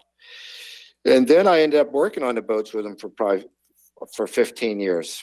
Wow. The reason I bring this up, I don't know if it was true or not, but I remember you guys, like, even when you ran Flemington and Wall Stadium, I remember you guys on a Saturday night, as soon as your race was over, you guys would load up and haul out of there. I always thought you were going to like a bar or partying, but didn't you guys used to leave the racetrack and go right to work? Didn't you go right to the boats and go out on the boats? Oh, yeah. So anyhow, most of the time you would, we'd race on a Saturday night. You get done 11, 12 o'clock, whatever time you got out of there. We drive down the parkway, unload the cars, go right to the boats, and be heading out in the ocean at 2 o'clock in the morning. And then you'd be on the boats for, sometimes 3-4 days at a time before you got to come home. And then you come home and eat and go back out on the boat again for a day or two. How would that work on the boat? You basically went out there until you caught as much clams as you could, and then when the boat was full, you came back? Yeah, I mean, basically, that's what it was. I mean, usually in a day's time, you could be in and out with a load of clams. So we'd go out, just to give an example, we'd go out on a Saturday night at 2 o'clock. You get to the grounds at 5, 6 o'clock in the morning. You clam for 8 or 10 hours. And, you come in, you'd unload, then you go right back out again. And you do that for 2 or 3 days in a row. And then you might come home for, 8, 10 hours, or, eat dinner, go to bed again and get a little bit of sleep and take a shower and get some more clothes and stuff and go back for another 2 or 3 days or whatever and work on the boat and then, be done by Friday or Thursday sometimes. And then you'd work on the race car. At that point in time, I didn't really work on the race cars that much because my crew did. I wasn't around that much because we were so busy in the ocean. And go race, the same thing. You just start all over again. Go on a Saturday night. When's the last time you ate a clam? Never. Never. When I was a kid growing up, we used to clam in the bay. We would go out and make enough money to help buy our school clothes and buy a car. When you were a commercial fisherman, was clamming the only thing you did, or did you ever do like scallops or tuna or anything like that? No, just clams. That's all I ever did was clamming. Really? And that was dredging, right? You would dredge? Dredged them off the bottom, yeah. Yeah. What are they going to, like a net or something? Or they would go into you dredge them off the bottom in a big dredge. You pull it along the bottom, you bring it up in the back of the boat, and they put it up in the air on an A-frame, and it dumps it into a hopper, and machines, run it along, and you put them into cages, and you yank the cages out. Like there'd be 32 bushel in a cage. Put them on the trucks and send them to the plants. When that thing would drop everything on the boat, would other stuff be picked up by the dredge, like tires or anything like that, or lobsters or anything like that? Well, yeah, you'd catch flounder, lobster. You get up around some of the places. There was ammunition dumps from World War II. You pick old grenades up. And, I mean, they didn't have the firing pins in them. You pick up, bullets. You pick up a lot of stuff. Yeah, I imagine. It was crazy. Well, Scott's been magnet fishing lately, so I think that's why he's interested in this. Yeah, I always heard stories working down there. it's basically like, I guess, like a big rake they drag across the Yeah. water. Oh, yeah. The floor of the ocean. I'm like, they must be picking up other stuff than clams. You know what I'm saying? It's just always curious how it works. You know. So you remember Bobby Walton, right? Yes. So Bobby Walton, I worked on the boat with him for a while. So one time we picked up this like a rack of grenades, and he's over there hammering on it and this and that, thinking nothing's going to happen. Next thing you know, the thing's smoking. Oh my God. So we threw him overboard. But yeah, he was a little crazy anyhow. Who else were on from the races that we might know? Who worked on the boats with you? I know Big Martin worked on the boats, but you mentioned Bobby Walton and yourself. Was there anybody else that worked on the boats with you from the race? David Garfinkel. Remember Dave Garfinkel? Worked on the boats with you? Oh yeah, Garfinkel was on the boats. God, that's about it though. I can't think of anybody else. Did you, when I was working there, Martin would go out on the boat every once in a while, because I remember he'd call back to the shop and he'd be on some type of satellite phone or something like that calling us from the ocean. But I remember Martin, he mostly ran the crane when I was down there unloading the boats. Did you work on the boats with Big Martin? No, not very often. No, I was on a different boat. Yeah, it was like Barney had 3 or 4 main boats. There was the Roberta, which Martin was on, and that's where Little Martin started too. Okay. And then there was the William Lee, which is the boat I was on, and then there was a boat called the Jersey Girl. That's the boat they always talked about. That seemed like their favorite boat. Like they had pictures of that in their house and stuff. Why was the Jersey Girl so important to them? I don't know. It was the biggest boat, and that was it was the latest boat they had at that point in time. I mean, they've got a lot more boats since then. Yeah. But that was Barney's best boat. He liked that the best of the boats. Yes. Yeah. He always talked about the Jersey Girl. Doesn't Scrappy work down there? No. Yeah. Oh yeah, he works. Yeah, he works. Yeah, Scrappy. Yeah, Herschel. Yeah, he works down there. He's more up around the garage though. He doesn't. I don't think he's down by the docks. Yeah.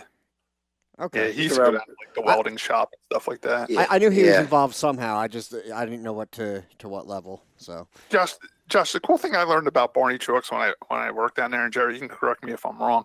Barney was a pretty smart business guy. Not only did he own the clam boats, he owned everything that you needed to run a clam boat, like in the industry itself. Like you need a dock. He owned the dock. You need cranes to unload these boats. He owned the cranes to unload the clams.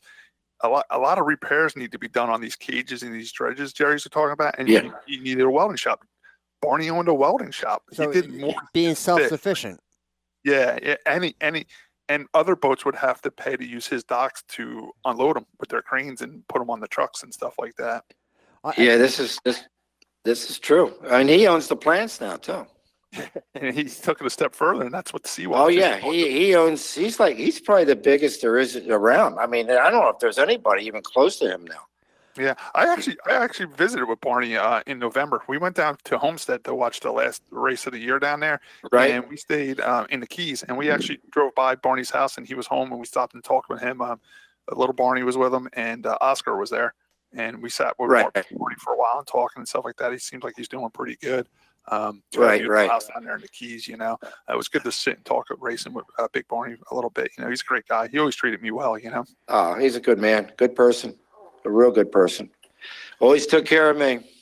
Yeah, I mean, you did drive his cars quite a bit. I remember you in the 59. I mean, I drove the 50. I mean, plus motors. I mean, I drove for Ralph a couple more times after that, and it would be like Ralph doesn't have a motor.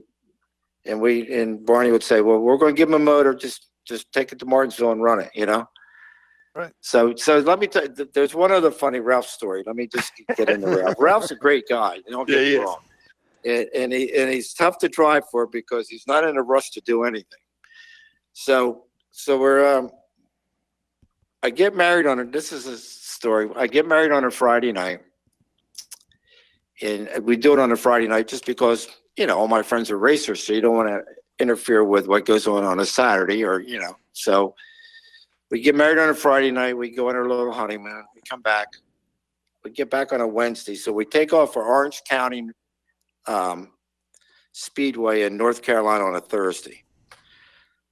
because they raced the weekend before Martinsville. So we go down there. I'm driving for Ralph.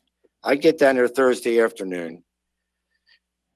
And no, I guess I get down there Friday afternoon. I'm sorry. So here's Ralph pulling in about 11, 12 o'clock at night. Of course, he's always late. And he pulls in. He says, "I think I blew the motor in my truck." I said, "What?" He said, "I think I blew the motor in the truck." So we go out under the hood. And what happened, the nut fell off the top of the air cleaner, and it got down top of the piston. Oh, jeez. So here we are. Now the next morning, we got to figure out how to get this hauler from the motel room over to the track. I have a half-ton pickup. Don't you know, we hook it with a chain, and we pull it all the way over to the track. Here in North Carolina, right? 10 miles, probably 10, 12 miles away. So we get it over the track. We qualify. We're running 8th or 9th, then the drive shaft blows out of the car. So now we had a hell of a night. So then the next 3 days, what we're doing is went to the junkyard, got a motor, took that motor out, found a shop down there that was a racer shop, put the motor in, head over to Martinsville on a Tuesday night. So now we're at Martinsville, qualified 4th fastest time, got on the track, run in the top 5 for, I don't know, first 50, 75 laps, come into a pit stop, go back out in, and now it's got a vibration. It spun a bearing in the motor. So that's a hell of a weekend. He blew 2 motors, one in the hauler and one in the race car. Yeah, hell of a Was week. that Barney's motor that you blew up? Yeah, it was a motor shop. It was Barney's motor. He wasn't too happy. All right, Jerry, I want to move to 1991. We talked about Doug Walcott about this a little bit. What do you remember about when the modifieds went on strike from Wall Stadium and you guys headed over to Flemington? Were you part of that? Yes.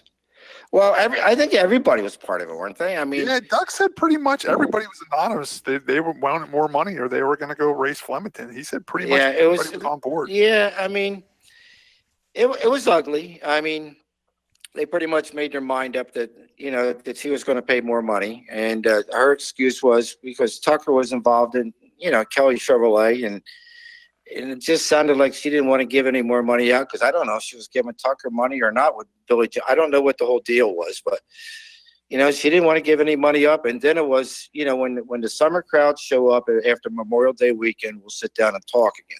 Okay. So that was the deal. And she just, everybody tried to get together with her, and she just kept putting it off all winter long. It's not like it came down to the last couple of days and we went to her. I mean, we went at it for, a month and a half to have a meeting with them, and they just wouldn't have a meeting. So when we finally did have a meeting, she more or less, I think Harry Reid sent a letter over to her or something. That's the only way to acknowledge that we wanted more money, and more or less laughed at us, And it's not like you guys were asking for like double the purse. Weren't they paying like $1,400 or $1,600 to win a modified race, but Flemington offered you guys $2,000? And didn't you guys just ask her to match that price? I don't remember all the details. I think they were paying $12, $13 to win. I don't think it was $14. It wasn't a lot of money. We tried to take maybe $1,500 and just whack it out, through the purse. Right. Maybe. And then Flemington, after we got kicked out, I think they offered us $2,000. Okay. But Flemington didn't want us then. Flemington wanted us afterwards, So then let me tell you a funny story about that. So after 3 or 4 weeks, we weren't there, and somebody came to me and said, for some reason, she liked me and Eddie Bone. I don't know. She didn't like some of the other guys. I don't know what the whole deal was about that. So somebody talked me in. I went up to her office one night when they were racing, and I asked her if we could have a meeting. And she said, well, the only option you have, you can bring your car here and run mad. And by mistake, everybody got mad at me about this, but it was a facts of life. And I said to her, why would I want to go back to the minor leagues when I'm in the major leagues? Right. Yeah. And, I got a lot of people mad at me, but it's a fact. It's the truth. It's hard to go back, Right. But so in the end, she kind of won because a lot of you guys did make it back over that way. And I was one of the first. I was one of the first ones to go back. on a regular basis because Jim Baum didn't want to go to Flemington. He didn't want to do any tour racing. He just liked going to Wall Stadium on a Saturday night, you know? So I remember you did make the leap to Flemington. I remember you going there, and I remember one of your biggest complaints was, and this is why I asked you about the boat thing, was at Flemington you were kind of trapped in the infield too, and it made you even after your race you still had to wait a while before you could leave the track so you can make it to your job working on the boats. It was hard. Yeah, it was hard. It sucked. Did you go to Flemington? Did you go there with Jim Bama, or did you go there with your own car? No, we went with Bama's car. We ran there 3 or 4 times. It was just, it just wasn't worth it. Right. Yeah, it wasn't any fun. Like you said, you get up there, you leave at 2:00 in the afternoon, you go up there and you race, and you get out of there 11:00 at night or whatever, and you're stuck on the infield. And the time I got home, it'd be 1:30 in the morning. I got right to the boats, and it was hard. It was a hard deal. All right. So you mentioned the Balma Farms car. That was always a great race car. The first I remember that car was Ray Everham driving it. It was the red 19. Always had Balma Farms on it. When you drove it, was a blue and yellow car. I think it was number 11. You might even had 88s on it at first. I'm not sure.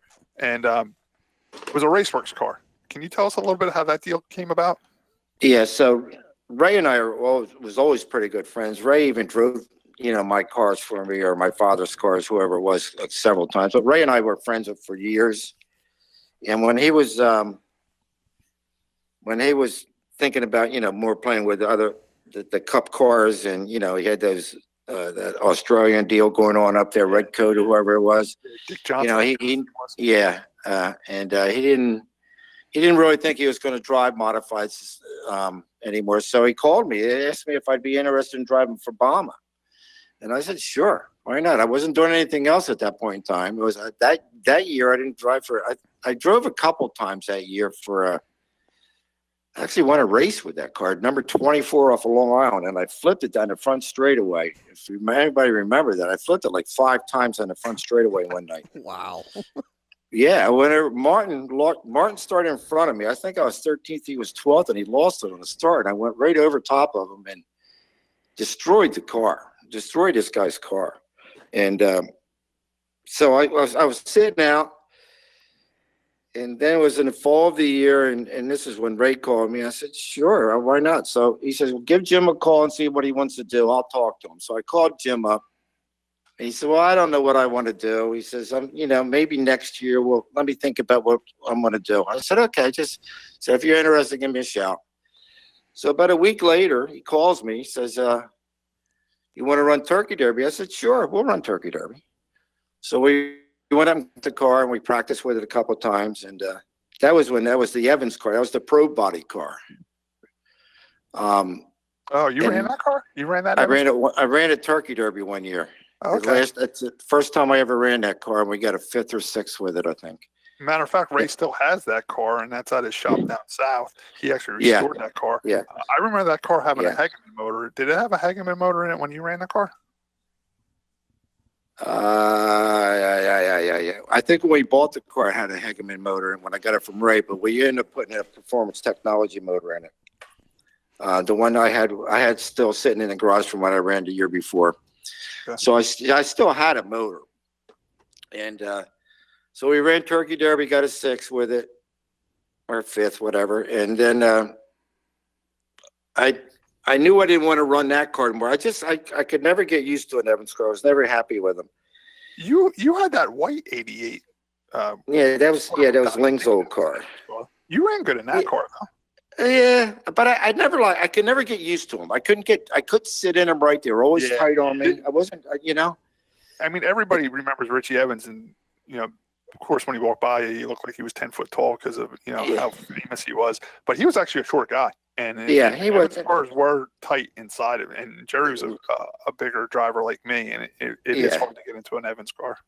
Yeah, so it was always tight, and so. Talking to Ray, he was there Turkey Derby that year, and I said, what do you think? Because I found a couple good Troyer cars, used Troyer cars. I talked to Billy Colton. Billy Colton said to me, I'll set you up on a deal. You want to run one of my cars. And Ray says, you know what? try something different. Don't, everybody gets Troyer cars. Raceworks looks like they got some stuff working now. So we ordered a Raceworks car. And I'll be honest with you, that thing, it didn't take us much more than a week or 2 weeks to get that thing hooked up. When it was right, it was really good. Right. It was really good, and that year we finished, Eddie won it. Eddie won the driver's part of it, but Obama won the car owner's part of it. Okay. So that was really a nice car. Blewett redid the motor. The motor that came with the car, Blewett redid for me over the wintertime. And I worked there when we were good. I worked at Flowtech when you were there with Evelyn. Right. And that was a good motor. That's what we ran. It was a 358. It was down on horsepower, but it was just a perfect combination with that car. You could just almost flat foot that car in the turns all the time, and it wouldn't burn the tires up. It was just a good car, good motor combination. You won the championship in 1995. Was that the last year you drove for Bama? Yeah, we ran the year after that, but not on a regular basis. My kid was getting into quarter midgets. I had quarter midgets for him for when he was 5 years old. And the year I won the championship was his first year as like a novice, and he just started. So in the next year, if you remember, okay, so the reason I really was slowing up on my racing, then my father passed away. That's when he passed away. And I didn't even know if I won the race the following year. So I ended up racing the car. We took the car up to Scotty Heyer's place, and it was maintained out of the Toms River area. And so I raced it up there. All I did was basically just show up, at the racetrack and race, and had nothing to do with the car at all. And with Scotty took care of it with the crew and through the Bombers. And I raced that year in '96. That was the last year I raced. And then didn't Danny McLaughlin take that ride over when you were done? Actually, Sletwick took it over. Robert Sletwick Robert Sletwick drove that car for a little while. For like a year and a half, and then they parked it, and then Danny got in it after that and drove it for a year or so. And I guess that's the last year the car ran. Did Danny win the championship with that car as well? No, I don't think he did. I think he told me one time he was winning the points, or he was right there, and he ended up blowing the motor or something. Yeah. Yeah, he ran good in that car. Him and Scotty Heyer worked good together. Yeah, and it was a good. If you hit the combination you liked with that car, it was really good. But not Troyer cars. You could be forgiving. You could be off a little bit, and this and that, and they were a little more forgiving. If you were off, you weren't off much. But with that car there, if you got off a little bit, you were off a lot. It was just crazy how much chassis changed on those cars. John Blewett III always told me the same thing. When he would dedicate himself to one racetrack, he would run a Raceworks. Like, say if they said, we're going to run them for the championship at Flemington, they had a Raceworks. But when he went tour racing, they always went with a Troyer because the Raceworks had to be perfectly on the money for it to be good. And when they were going to all different tracks, they just like the Troyer because they seemed like it worked everywhere. You know what I'm saying? Where when he had the Raceworks, he just wanted to dedicate himself to the one track. And then when Jimmy started racing, they didn't even want to put Jimmy in a Raceworks. They wanted to put him in a Troyer because they knew he was going to be like manhandling the car, and you can manhandle right. Where you got to be a lot smoother with a Raceworks car. Yeah, I mean it's amazing to tell somebody that unless you drive a race car, you don't realize that. I mean, anybody that drives knows that, but wow, those things are really crazy. All right, Joe, we had you on for an hour and 37 minutes already, so we're going to start winding this down. We got pretty much to the end of your career. There's a couple more questions I want to ask you, if that's okay with you. Go ahead. When I did work for Truex's, I did do a couple things for you.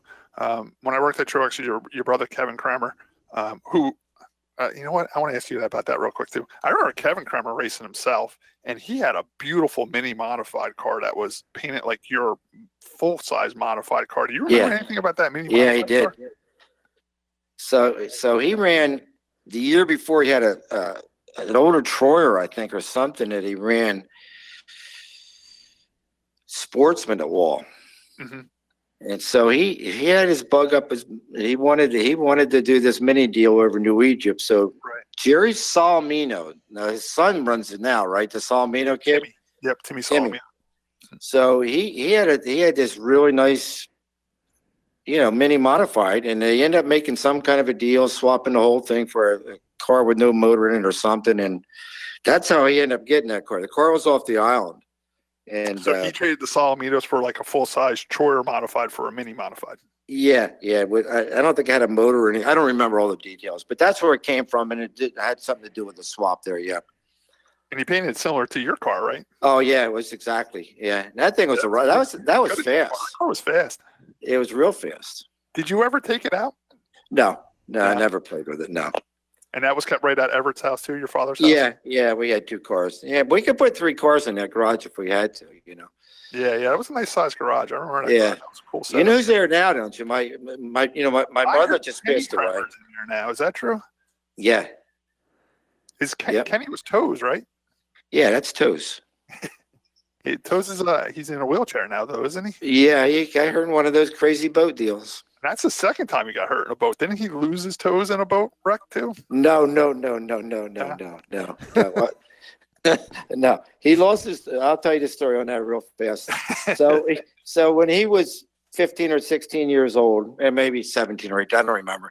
He was dog hunting, and he had a kid with him that was underage. I mean, he had a permit, so he had to be with somebody with a regular license, and they were hunting on the marshes on an island. And these ducks came flying up, and the kid didn't pick his gun up and got all excited and shot his toes off. Oh, really? Yes. Yeah. And not all of them. I think it's 1 or 2 of them. I can't remember. And then ever since that day, Josh, they called Kenny Kramer Toes. That was his name. Toes. It was his Toes. He had one name. It was Toes. Toes. He was big in the boat racing. He ran Wall Stadium too, as well, right? Yes, he did. Yeah, he ran a blue. He drove for. That was his father, Don Kramer, and he ran. The first year Turkey Derby, if you watch the beginning of the race, he hits the fence coming off where you come down off the track. He hits there and the car flips over. That's it. I hope he had one of those gas pedals that's the shape of the foot with the. Oh, stop. He ran boats and he ended up getting injured pretty bad, and he's in a wheelchair now. What happened in the boat accident where he got injured? He went into a turn. He came in a turn and it rolled on its side and he got flung out of it, and 70 miles an hour, and I guess the water got in around his helmet somehow or another and lifted his head up a little bit, I guess, and it didn't come down right or something. I don't know all the details. I just hear what happened. So he bought your parents' house, and yes. So your mom has since passed away then too? Yeah, my mother passed away in January. Okay, yeah. And part of the reason Kenny bought the house is because it wasn't wheelchair accessible. No, but it's not hard to make that. But Kenny spent a lot of time there with my father, so the house has memories for him and everything, and he wanted to get there. So, yeah, that was a great house. I loved going over there and helping you guys on the race car and stuff like that. Yeah. I did do 2 things for you during your racing career when I worked for your brother. I did take your car to Raceworks one time to get a front clip on it. That was a cool experience for me because I got to see Reggie Ruggiero and Ed Flemke, because I literally drove up there in the morning, like bright and early in the morning. I was in Connecticut at like 8 a.m. We were literally unloaded the car. They clipped it, put it back in the trailer, and I brought it home. So I got to spend the whole day with them, eat lunch with them and everything, and watch them clip a car. And those guys are artists. They really did a great job. They had it clipped and back on the trailer within like 4 hours. You know what I'm saying? Yeah, that's crazy. It was pretty cool. So I got that experience. Another thing I did for you too, I don't know if you realize it or not, I took one of your motors out to Performance Technology to get. Did you really? Fresh. Yeah, I actually dropped the motor off at Hutter's for Barney, and then from Hutter's I went to Performance Technology and dropped your motor off. And I actually drove that dually that Kevin had. Dually. And what I remember about that, Josh, that dually was a beautiful, beautiful Chevy dually, but it had a stick shift in it, and it had that old style stick shift with the granny gear, and it was just a 3-speed. And it was geared real high for pulling a trailer. And it was great for pulling a trailer, but when you weren't pulling a trailer, you couldn't do much over 55 or 60 miles an hour in that truck because it would be screaming. And I drove that thing all the way out to Indiana. Oh, my. To bring Jerry's motor out there. Was that one of those 2.2 custom ones? No, it wasn't. Yeah, it wasn't Barney had a 2.2. Custom coach or something like that, wasn't it? Yeah, something like that. But Kevin's was nice. He had that little sleeper on the back and everything like that, So what did you think of the difference between a Hutter shop and performance technology shop? I tell you what, that's what I'm getting at. I was always curious why you picked performance technology, and then after I went out there, I kind of realized why. Hutter shop wasn't bad, but it wasn't what I was expecting when I went there. I thought it was going to be state-of-the-art fancy shop. Right. It was actually an old slaughterhouse, and it was a barn. It was an old slaughterhouse, and they actually had the racks still in the ceiling with the hooks for when they would slide the meat, like half the cows and stuff. And the floor had dips in it where the blood used to drip on the floor and ruin the concrete and stuff. And they would still use those hooks for motor parts. They'd have engine blocks hanging on them, crankshafts like that. And even when I went into the dyno room, it wasn't all digital or nothing like that back then. And he had like the old gauges, like a tack and like regular gauges in a car to right. thing. And when he would run a motor on the dyno, he would kind of tell you to leave because he didn't want you to see the horsepower. And I always asked him why. And he said because back then Martin had V6s. We ran Hutter V6s in the Bush North cars. They had around 500 horsepower. And he said, Scott, if I let you see the horsepower on this and it comes out 506, right? And you go to the track and say, oh man, I was in the room when Ron dynoed this motor and it had 506. And then Mike McLaughlin's standing there and his motor had 504. They're going to wonder why you have 2 more horsepower than him, when sometimes that's just how motors. So it was cool. I got to hang out with Ron Hutter that day, and it was cool being in that shop because not only was there, Jimmy Spencer's motors were in there. You saw Darrell Waltrip had Busch Grand National motors in there. Dale Earnhardt had Busch Grand National motors in there. Hutter was a big V6 guy. When they were running V6s, he was the man to go to. Even the guys down south came up and used Ron Hutter's motors. And I'll never forget this. I took their motor there and dropped it off, and Kevin put a carburetor in the back seat, and I had to leave that carburetor with the motor at Hutter's. Well, I got talking with Hutter and hanging out with him. He had a fish pond behind the shop. We went down to the fish pond. He showed me his fish and all that stuff. I get halfway out to performance technology after leaving Hutter's. I look in the back seat, and the carburetor is still in there. So I called Kevin at the shop I said, I forgot to leave that carburetor at Hutter's, and Kevin wasn't happy with me.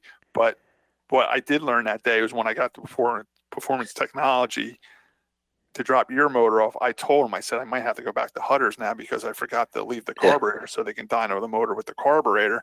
And he said, don't worry about it. We're running over there tomorrow. My guy will send it over there. They worked pretty close together, performance technology. Yes, they did. Yeah, they were friends. They were friends. So I called Kevin. I said, listen, the guys from here, they got to run a set of cylinder heads over to Ron tomorrow, and they're going to bring the carburetor over there for us. When I got to performance technology, and I was probably 21. I'm 46 now, so we're talking 25 years ago. It was in Elkhart, Indiana. And I remember this because that's where they built campers. Like any camper, and it could be any brand camper. They were built in Elkhart, Indiana. And I had to find this race shop in this town was nothing but travel trailer campers, motorhomes, and stuff like that. And when I did find their shop, it was a beautiful shop, all state-of-the-art equipment inside. The guys were super nice. And I dropped your motor off, and I think I actually went back and picked it up too, like a couple of weeks later. But how did you get hooked up with performance technology out there in Indiana? So let me tell you how I got hooked up with him. So one year we were at Martinsville, and I drove. I think if I remember correctly, Barney had taken 2 cars down there, and I was driving one, and it had a motor shop motor in it. And he had a brand new Troyer car it was delivered down there from Troyer's shop. It had a PT in it, performance technology motor. So we had qualified. Oh God, this is okay. We had qualified already, and I was in the top 20 with Barney's car. And Barney, for some reason, and I didn't know this at the time, practiced with the car and didn't end up running the car. So in the last, I don't remember now, but in the last practice or something like that, So I'm going down the back straightaway with the motor shop motor, and it just fetches right.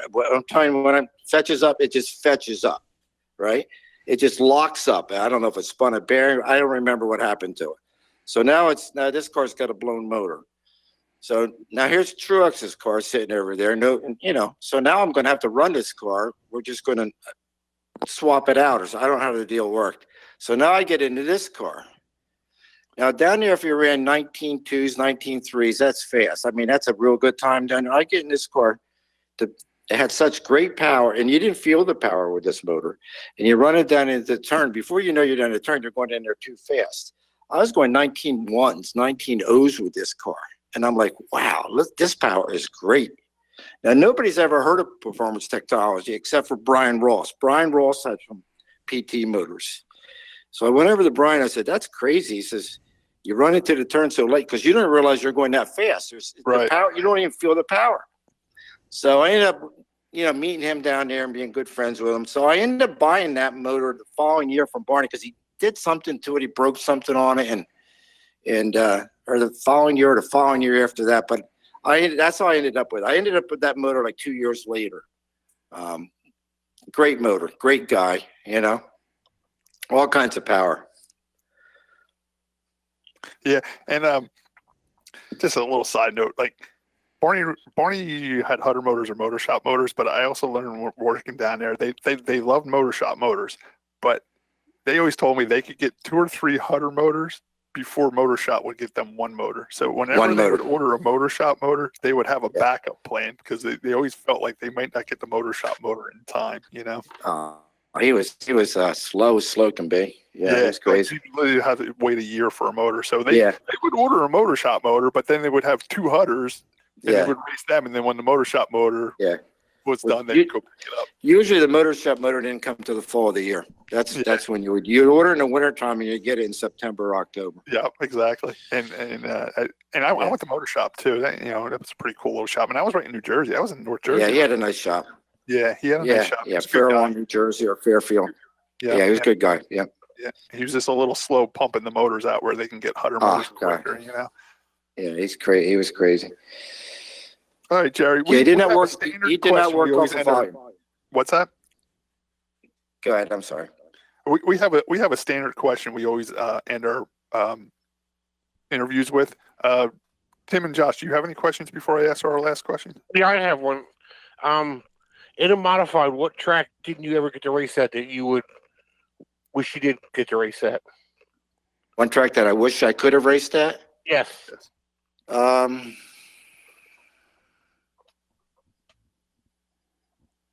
I almost raced at every. Probably like a track like Islip back in the day. I never raced at Islip. The little bull rings. I like the bull rings. I like the New Egypts. Islip or Riverside Park up in Massachusetts. Yeah, okay. I went to Riverside with Big Martin. We ran the Busch Grand National North Car. Yeah. That was a little track. You mentioned New Egypt. How many wins did you have over there? Half a dozen, probably, something like that. Not really that many, huh?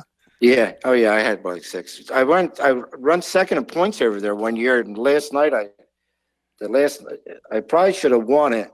I could have won it if I wanted to, if I had been really. Because Wayne Anderson I ended up getting a second or third, and Wayne Anderson finished ahead of me by 1 spot. And he took his fire suit off. He didn't have his cover on the top. You know what I'm saying? He had to wear a full underwear, and he didn't want to. Somebody said, "Why don't you just go ride him out?" And I said, "I can't." But I ended up finishing second behind. I don't remember who it was now, but so yeah, I had like 6 wins over there. What about Pleasantville? Did you ever win down there? I only ran down Pleasantville probably 4 or 5 times. Okay. Yeah, never ran down there much at all. I never really ran Sportsman that much. You know what I'm saying? It was they had that weird small engine roll down there, right? The 330 cubic inch motors down there. Yeah, 339s. But I ran, like I said, my uncle drove for a couple years, and then I really only ran Wall and Pleasantville, and I only ran Pleasantville that year, and I won 3 or 4 features of Wall in a Sportsman class one year. Oh, really? And then I sold that, and we started playing modified the following year. So you never did the street stock thing or anything like that? No. You know what? I shouldn't say that. The first year they had street stocks ever around, Pleasantville was the first ones that ever had them, right? and I built a car for her down there. And I ran it like 3 or 4 times, ended up blowing the motor, and ended up selling it. Yeah, there was only 8 cars there that night, and I started 8th and I finished 2nd. But that's how Barney and I really got going, because he ran it a couple of times, and then we ended up blowing the motor, and we ended up selling it. So, all right, Jerry, do you still follow the races? Yeah. All right, good. I don't follow cup racing that much, or whatever you want to call it now. The tour, the modified tour. I follow the tour a little bit, but I come up where I live in Delaware. I'm only 15 minutes away from Georgetown, so I'll go over and watch them run over there a couple of times a year, because they don't run there every week. And then I come up to Wall, and I'll come up once during the summer, and yeah. And were you up there for championship night when we all sign autographs as the champions? No. I was up there. I was up there twice last year, and it was the one night was when it was a championship night up there, but it was for past champions. Yeah, that's what I mean. Did you ever come up there and sign the autograph? Yeah, I was there. Yeah, I was there for a little while. Yeah, that's what I was talking about. That's a good. Yeah. That's a good deal. I like doing that. Ray Shea pretty much runs that deal. And he does Ray. Yeah, Ray brought me up. If Ray does something up there, I usually come up. Mm-hmm. And then I was up for your Halloween deal up there, spooky deal. And then I was up for Turkey Derby. All right. Our final, you've been to many, like you said, you've been to a ton of racetracks. You've been, racing even at the Cup level. Yeah. It's a little crazy question we always ask everybody to kind of end the conversation with. Out of all the racetracks you've been to, what has been your favorite track food? Track food? Yeah. Martinsville. Martinsville? You going with those hot dogs? You got the hot dogs and the pulled pork. Oh my God, the green hot dogs. So a lot of people always say the Martinsville hot dogs. You're actually going with the pulled pork with the coleslaw and stuff on it. Well, the only thing you could get in there was you had to buy a Fifth Avenue bar, right? That was a candy bar. Right. They had Pepsi. They had pulled pork with the coleslaw. They had the hot dogs. Did they have anything else in there? Why would you need anything else? That's all you need. Well, that's it. I'm telling you, that's fried chicken there too. I couldn't remember. I don't remember any chicken. I don't remember chicken. I just remember pulled pork with slaw, and those hot dogs that were half green inside, and the Fifth Avenue bars and the Pepsi. That's all you need. What more do you need? Yeah, didn't they call those like barbecue sandwiches or Q's or something? Yeah, barbecue sandwiches. Yeah, barbecue sandwiches. Yeah, right. yeah, that's what it was. Yeah, but they by far that was the best. Did you ever eat at Clarence's Steakhouse down the street? Yes, for breakfast one time. What's your St. Clair? What's your opinion on boiled peanuts? Nah, not crazy about boiled peanuts. We don't like the boiled peanuts on this show at all. No, I don't like. Mr. Murna, we don't like them at all. No, I'm not. I can't get into boiled peanuts.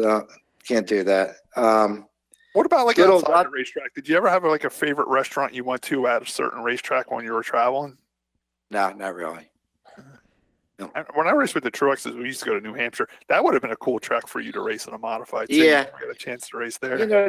That's crazy you say that, because I ran Pocono on the 3/4. I run big tracks. The only time I went to New Hampshire, I think Martin got a 4th or 5th that day. Yeah, I was there that day. You came up there, and matter of fact, I think Elmo Langley was there with a cup car. I remember seeing you walk over there and talk to him. Yeah.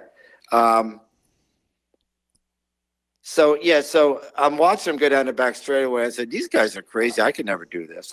That's how much I got. It was scary to me, because they're drafting, they're moving all over the place. Right. It's like, wow, these guys are crazy. But no, I would have probably liked it, because I liked it. I ran well in the bigger tracks. I really did, So I just, it's the bigger tracks you got to finish. I always timed well, and like Pocono, the last time I ran Pocono with that PT motor, the thing was a rocket ship, and I was running second behind Hirschman a lot of the races, and the valve springs went out on the motor. He was playing with some. You finished in the top 10 that day, though. Yeah, I still finished there, and then I had transmission problems. It was I kept on blaming Harry. He gave me a bad transmission because it was popping out of gear. But what it was, the Bellhausen was lined up or something right on it. Oh, okay. But that car was no, it was fast that day. It was real fast that day. Did you ever race Trenton? No, never ran Trenton. I went over there when the modifiers, but I never ran Trenton. No, never ran Langhorne. Never ran Trenton.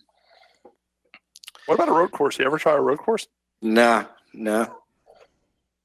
All right, Jerry, we had you on for 2 hours. We really appreciate you guys are killing me. Yeah, it goes by quick. You said you go to bed at 10 o'clock, so it's 9:59. Yeah, it's almost 10. Yeah, so I got you off by your bedtime anyway. We really appreciate you coming on. We love hearing the old stories. You did a great job with us. We just want to wish you well. And you're retired now, right? Yeah, I've been retired for about, 3 years. Right now, 2.5 years, I guess. It'll be 3 years this July. Didn't you stop working on the boats and start driving truck like a cement mixer or something for Clayton's or something? No, I just ran the yards. I worked in a yard. I never drove for them. But I worked for Clayton for 12 or 13 years. Oh, okay. Yeah, so, yeah. But I was just working, where you would pick your supplies up and everything in those yards. Oh, okay. So all right, Jerry, we really appreciate you coming on. Enjoy your retirement. If you're ever up at the racetrack, if they finally open back up, swing by the pits and say hello to us. We will. Listen, do me a favor. Tell Brian Cisco I want to try to get a hold of him. I want to talk to him. Okay. I'll give him your wife's phone number. We're actually going to get a hold of Brian Cisco. We want to get him on the show. We're thinking about getting Glenn Osborne on soon because we want somebody to talk about the modern stock days and stuff like that. Right. We're friends with Kyle Cisco on Facebook. We'll send a message over for you. Okay. Nice. Right. Thanks for having me, guys. Thanks a lot for coming. It was a lot of fun. Thank you. Thank you very much. Okay, Thank bye. you. Take care. Yep. Bye.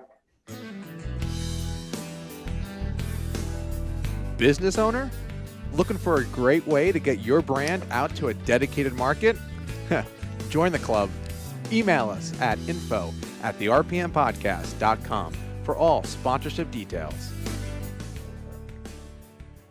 We're back for part 2 of episode 173 of the RPM podcast. I just want to thank Jerry Cranmer for coming on, man. What a great time with talking racing with him. His family's been involved in racing for a long time. He had a great memory, told some great stories. He even raced at the Cup level. It was great catching up with Jerry. I haven't talked to him in a while, and it was great hearing his stories. I hope you guys enjoyed it. He was fun. That was good. Man knows what he's talking about. He says North Wilkesboro should come back on the schedule, and Martinsville has the best hot dogs. So yeah, he's your type of guy, Tim. You should start traveling to go to the races with Jerry. That's what Tim picked out of that interview. All right.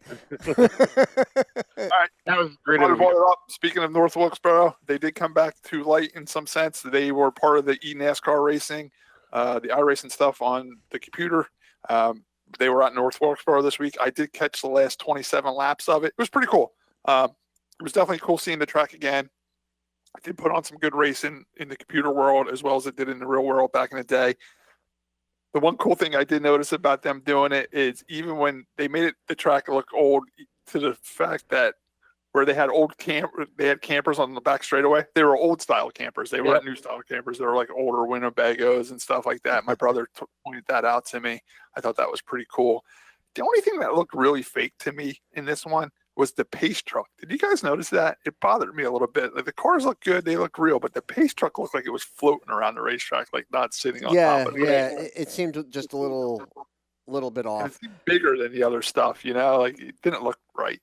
I will say, I mean, they did a pretty good job with it. I mean, for a second, when you first turn it on, the whole, like at a glance, the whole thing looks so good, you'd actually think it was real for a couple seconds, and then. Well, in this day and age right now, like since we've been closed in and they've been iRacing, if I'm flipping through the channels, sometimes it takes me, or on Facebook, it'll take me a minute to look at, is that real or is this one of the iRacing ones? Stuff like Kyle Cisco and them are doing, the modifieds and stuff. It takes you a second to realize if it was real or an iRace, Yeah. I overall thought it was a decent race. I mean, I don't think it was the best race ever, but it wasn't bad either. That was good. My favorite part actually was post-race, but I want to talk a little bit about that. Ross Chastain was mad at Denny Hamlin for spinning him out, but that wasn't Denny's fault. I watched that. It looks like Ross tried blocking him and running him down, and then he just held his ground, and Ross spun. Did you see it that way, Josh? Well, he got bumped out of the way more than spun, right? Yeah, that's right. He didn't get spun. He got bumped out of the way, but it looked like it was his fault. It looked like Denny went down low to pass him, and Ross just came down to try to block him, and then he just bumped him, Yeah, Denny was running the low groove going in the corner where he was going to arc the corner, and they ended up hitting each other. But no, Denny didn't mean to take him out, I don't think, on that one. Well, I wonder if maybe Chastain thought that maybe there should have been, more respect or something. I don't know. Maybe he did it thinking. We've all, I'm sure, made dumb decisions at some point, and this is one of those split-second decisions of how you're going to handle that situation. We've seen Tony Stewart may try to make a move that clearly wasn't going to work, but, maybe in that split second he thought he might do it, and next thing you know, he's upside down in turn whatever it was at Talladega, I think. Maybe he thought that he could make it, and Denny would just back off just enough to not hit him that hard. I don't know. But Denny went for it, and you can't really blame him.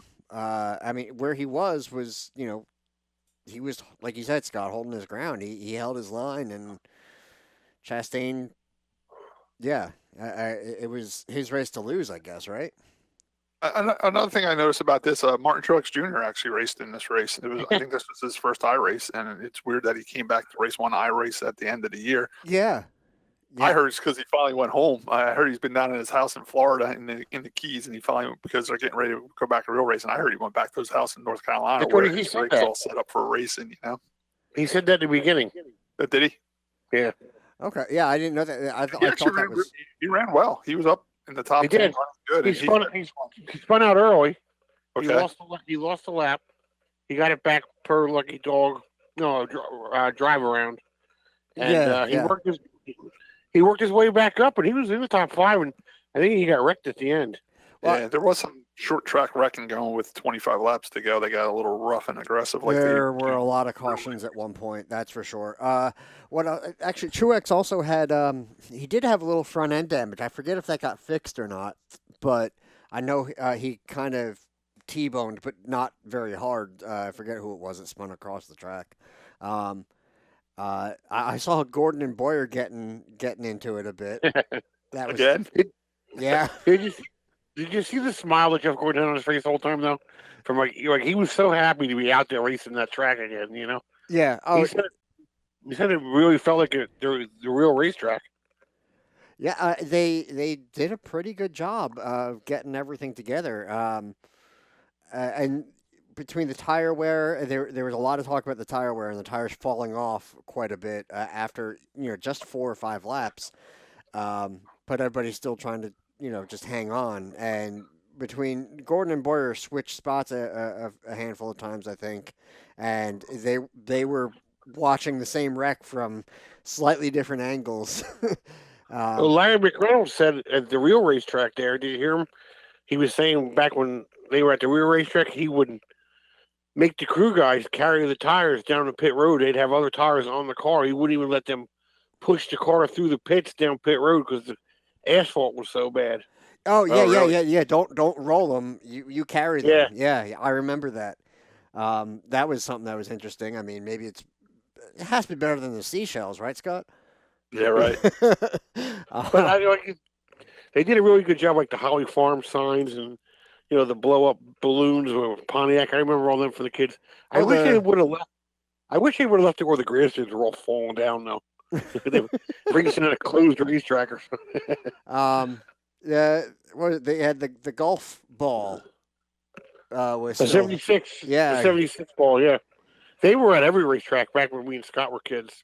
Oh, I remember them from back in the day. That big orange ball floating around. But, so that was kind of cool to see there, despite, Sunoco being the current sponsor. But it was cool to throw it back. Another interesting point coming from that is the popular demand, which they said, all right, in a couple months, this track will be released as part of the next update and all that for iRacing.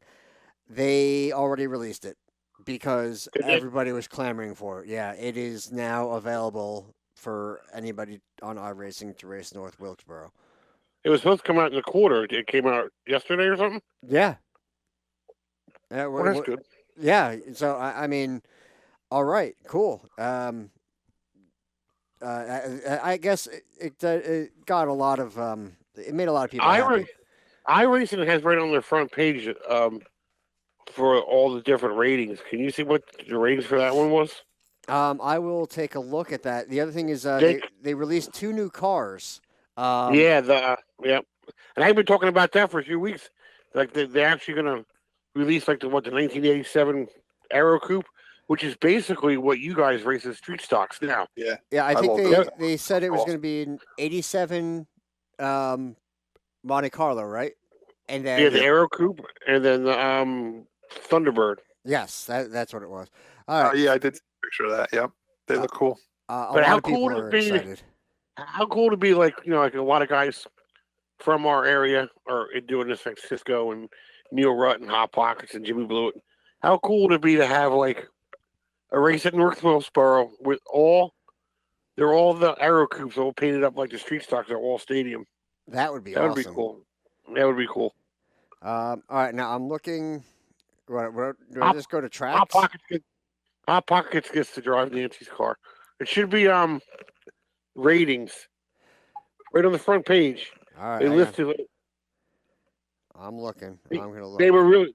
My point being is, if you can't find it, they were really proud of how much ratings that they actually got for those races on TV. And I was just curious to see if North Wilkesboro was the highest one. Yeah, I'm gonna see if I can find, because I'm on the homepage for iRacing. Yeah, but I'm not seeing that particular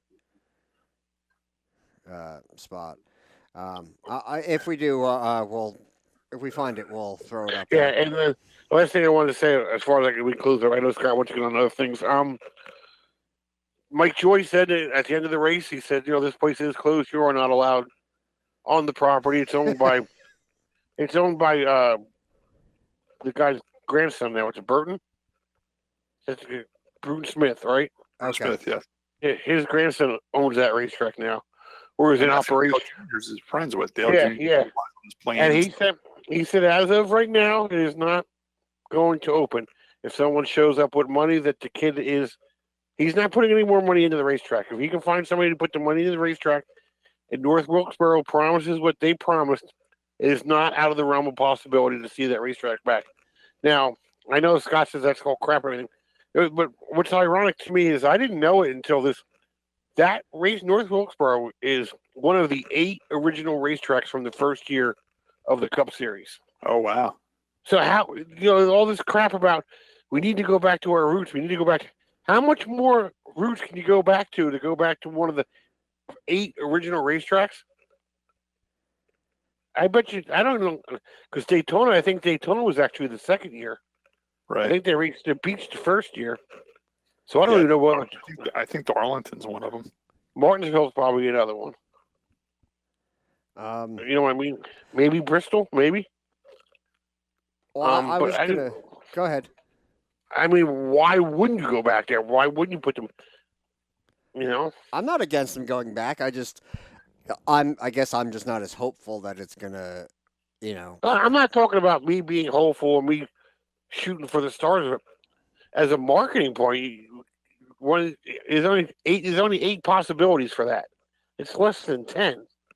Why wouldn't you go back? Why would you build another cookie cutter track that they're going to make a mall out of in 20 years? Yeah. No, that makes sense. I think that it would be good, and I think that at least initially it would be extremely popular and sell out, kind of like the whole the Eldora thing. With the let's face it. The reason why they left there is because it didn't hold as many people. But we don't get that many people at the racetrack anymore, and with just whatever we're going through now, and so we never will get back to that number again of people there. So it'll be fine, Yeah, well, yeah, I guess, yeah. The question is it right size? I think it is for the after what we're going through right now, and the decline of how many people actually go to the racetrack anymore. People aren't going to go to the racetrack like they used to back in those days because the coverage is so much better. You can watch it on Facebook. You can watch it on YouTube. You can see it on your watch, for God's sakes. Do you know what I mean? Yeah. So those days of packing 2.5 mile grandstands all the way around, they're over. So I think they could go back there. What was I there was something else that they said when you were saying, don't go there, it's not open and all that. They also said something about, no drones, but legally, I mean, you're allowed to. I mean, it's the same as I don't think there's an airport right next door or anything, if that's what you're getting at. yeah, unless there's an airport or something Dude, else. I don't know. I drove my camper right up to the fence. Oops. I drove my camper right up to the fence. Calm down, Tim. It's just North Wilkesboro. It's exciting when we talk about this racetrack. Here, I'll pause. I drove my camper right up to the fence, so it can't be that hard to get in there unless they've changed it since I've been there. So They might have to up their security now that it's been on, and people might be more interested in going to check it out. But you really don't need. You don't really need to go there to check it out. There's plenty of footage of it on YouTube. Yeah, I mean, how much more footage do you need of it? Yeah. Well, actually, that's going to lead me into something else in a minute. But anyway, the point is, legally, you should be able to fly your drone as long as you follow the other FAA rules. Like, you're not supposed to be over 400 feet and all that jazz. There's no legal thing that says you can't fly over that property. And yeah, I mean, it's just like if I want to go from here to wherever, I got to fly over somebody's house, and it's completely illegal. So yeah, they don't own that airspace. But you're talking about the YouTube. There's plenty of videos of it. That's something I wanted to talk about in a few minutes, where I've been watching every night. There's been a lot of these races, or whether it be the full race or even like a shorter recap for the older races. What was it, the 1966 Rebel 400 at Darlington or whatever? I mean, watching those cars go around at Darlington, that was... What brings me to mind, I wish people had half the technology we have today to... Look how many great races got missed because nobody wanted to carry a 35-pound video camera to the racetrack, Well, that and film, because that was directly on film. That wasn't even videotape, which, that wasn't around yet. So film was expensive. The only thing I got out of the North Wilkesboro thing is a lot of people said, like, did you hear Clint Boyer when him and his dad go riding their motorcycles? They ride by... Their trip is to go by North Wilkesboro Speedway. Oh, Mike cool. Joyce said when he goes home from work, he makes sure that he drives by North Wilkesboro Speedways. The people, like, they go by it all the time. And it was cool to hear Darrell Walter talk about how when they used to race there, every time they went there, that Junior Johnson, and he's famous for this. I heard about it before. He would make breakfast for all his race teams, and all the Winston guys and the NASCAR guys would all go to Junior Johnson's house for breakfast. That's nice. All right, Josh, do you have the top 10 from that race? Oh, yes, I do. Yes, I do. Let me pull it up. I have so many windows open at this point. That's the only issue. Where is it? Oh, there we go. All right, so as we talked about, Denny Hamlin gets the win and was spun after it was over by Chastain, who wasn't too happy. Then we had Timmy Hill, Tyler Reddick, Ross Chastain, Austin Dillon, Garrett Smithley, Brennan Poole, Parker Kligerman, Kevin Harvick, and Landon Castle round out your top 10. Did anybody bother to do like a points on that? No, not that I know. They did announce at the end there was no points championship. I don't know if somebody privately did it, but they weren't keeping track now. Yeah.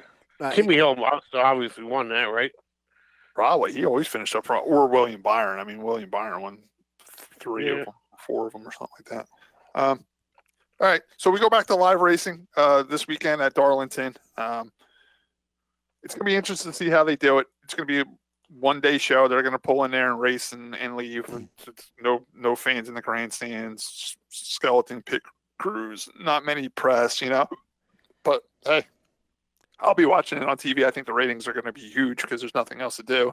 It's one of the first professional sports to get back to doing what they do after the COVID-19, which is still around.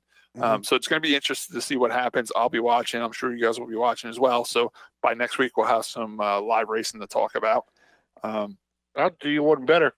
We're driving down there. We're going to sit in the parking lot, listen to it on the radio. That makes sense. Drive all that way to sit in the parking I'm going lot. to sit on my couch and watch it on TV. But No, I'm not going to do that. But I bet you there's people that will be there doing it. You know what? That's what I'm waiting to see. I want to see how many people are trying to sneak a peek at this track or flying over it, or like you said, sitting in a tree somewhere trying to watch it. I think they're going to have barricades all over the place and cops trying to scare you away. And I'm saying that because now we're moving on to the next thing. Something me and Nancy did on Saturday, on New Year's Day 2 years ago, or New Year's Eve day, I should say. Before New Year's Eve, the day of New Year's Eve. We went to the Poconos and we rode quads through the trail side by side, UTVs, ATVs, whatever you want to call them. The two-seater ones. We did it at the Pocono Manor Hotel, a place called Pocono Outdoor Adventure Tours. We had a great time. It was a blast. It was like $120 or something. The ride was like an hour and a half. You went through the mountain trails, through rivers, and all over a Pocono Mountain by the Pocono Manor Hotel. Well, since then, the Pocono Manor Hotel has burned down, which is a shame because the Pocono Manor Hotel was an awesome old school hotel. It was one of the original hotels back there in the 40s and 50s. It was another hotel where a lot of the Cup teams stayed at, and for Pocono Race Weekend. And it was famous because they all said it was haunted. All the NASCAR teams went there, said they always heard doors slamming and stuff moving in their room. You can even look it up. It was a famous haunted hotel that the NASCAR guys used to stay at. I'm busy putting this on the show doc for our conspiracy show now. Yeah, I mean, when you get on the show, check it out. It was all cool stories. It was a real cool hotel. Unfortunately, it burned down. So the Pocono Outdoor Adventure Tours was looking for a new home to do their quad rides and ATV, UTV rides, side-by-sides. And they hooked up with Pocono Raceway. They're doing them right at Pocono Raceway now. Oh, wow. So Nancy saw it on Twitter that they were having a grand reopening. It was only half price if you came up and did it, and their first day was Saturday. We scheduled for 11:30 a.m. on Saturday morning to do the trail ride. We were actually the first people on their trail for their grand reopening. So we drove up there Saturday morning. We left here about 8 a.m. We stopped and got breakfast sandwiches for the ride. Drove up there. We got up there about 11 o'clock. It was snowing up there. On May 9th, it was snowing, and it was snowing pretty good. It was cold. There was icicles on the side of everything. It was cold. Well, do you know what the temperature was? It was saying 39, but it had to be colder than that because the wind was like 20-mile-an-hour winds. It was cold. So we get there. It's real cool. They're set right up on Long Pond Road. They're right outside the tunnel where you come out of the tunnel for the infield. They're set up right there. And it's cool because you get there. They have like easy ups up, and they have all the 8 UTVs lined up, the ones you're going to ride. They have an old race trailer, like a Cup-style trailer. Or old one, and they have the old side door. You walk in the side door, and that's where they have their little office set up where you sign in and fill out your release form. And the back of the trailer is all like helmets, all that stuff. You can pick out a helmet you wear. We bought it with this COVID-19 stuff. We bought our own helmets. We bought our race car helmets up there with us, so we didn't have to wear someone else's helmet. Real cool setup, so it's cool going into like an old Winston Cup race trailer and signing in and everything like that. The people were super nice. The people that own it were great people. And they did tell us that the trail is not as good as the one that was at Pocono Manor.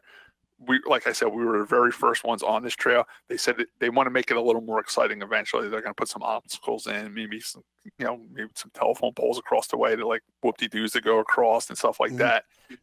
They did apologize a little bit that the trail's not 100% done yet, but we were fine with that. And I just love trail riding through the woods. You know what I'm saying? And because I'm into racing, they also take you behind the racetrack between the Long Pond Straightaway and Long Pond itself. They take you all back through there. So I was excited to go back there because I'd never been back there. I'd never seen Long Pond, and I've been to Pocono 1,000 times, So I was interested in going on to behind the racetrack and everything. So it starts off as, let me tell you, Pocono owns a lot of property up there. The racetrack just doesn't own what you see at the racetrack. They own a lot of surrounding property, and that's where these trails go through. So basically, if you were in the infield at Pocono and you came out of the tunnel, you actually cross over Long Pond Road and go into the woods out that way.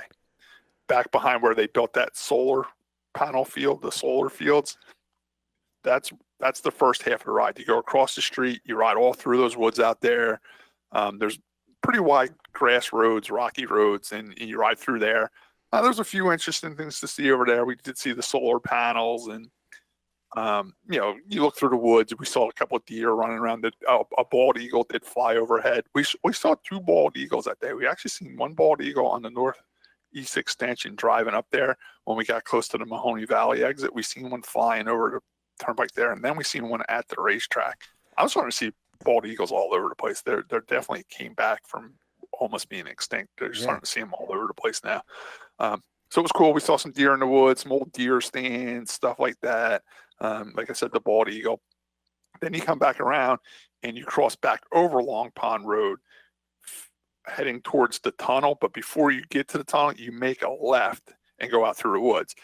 And when I said how I think Darlington's going to be well protected so people don't try to sneak in there, even though Pocono had nothing going on at the racetrack today other than this UTV ride, there was some type of road course race scheduled there for today, some like Formula V thing or something for that weekend, but it was, of course, canceled because of COVID. Probably would have been canceled anyway because of the weather. But they had cop cars stationed at every exit of the racetrack, so nobody can try to sneak in there or anything like that. Wow. There wasn't cops in them, but they had cop cars parked all over the property, which was kind of freaky. You know what I'm saying? Like, they're protecting these racetracks during this time. They don't want people sneaking in, driving on them or trying to race. It's almost like they're keeping an eye on them so these tracks don't try to hold an event. Oh, didn't some other track open and then the cops came in and shut them down? And put barriers up and stuff. Yeah. So I think the government is really keeping a close eye on these racetracks. So that's what I'm saying. Like Tim was joking around that he was going to go down to Darlington and sit in the parking lot. I don't think they're going to be able to do that, to tell you the truth. So anyway, since we were the only ones on this ride, they pretty much told us if we wanted to stop anywhere and take pictures of anything, or if we see something cool we want to stop and take pictures of, because I told them that I raced at Wall Stadium and Big Diamond and Evergreen and everything. And they realized we knew something about racing because we had the Hans device hook up on our helmet. And I told them I really love Pocono. I grew up going there with my family and my brother to the Race of Champions and all that stuff. I said, if I see anything type of I call them racing artifacts laying around in the woods, I want to stop and look at them. The guy's like, okay, no problem. But he didn't think nothing of it. Well, what he didn't realize is because, he paces you follow him, Every 5 minutes he looked back and I was stopped and I was walking through the woods looking at stuff, because let me tell you, I got behind that racetrack and there is a lot of stuff back there.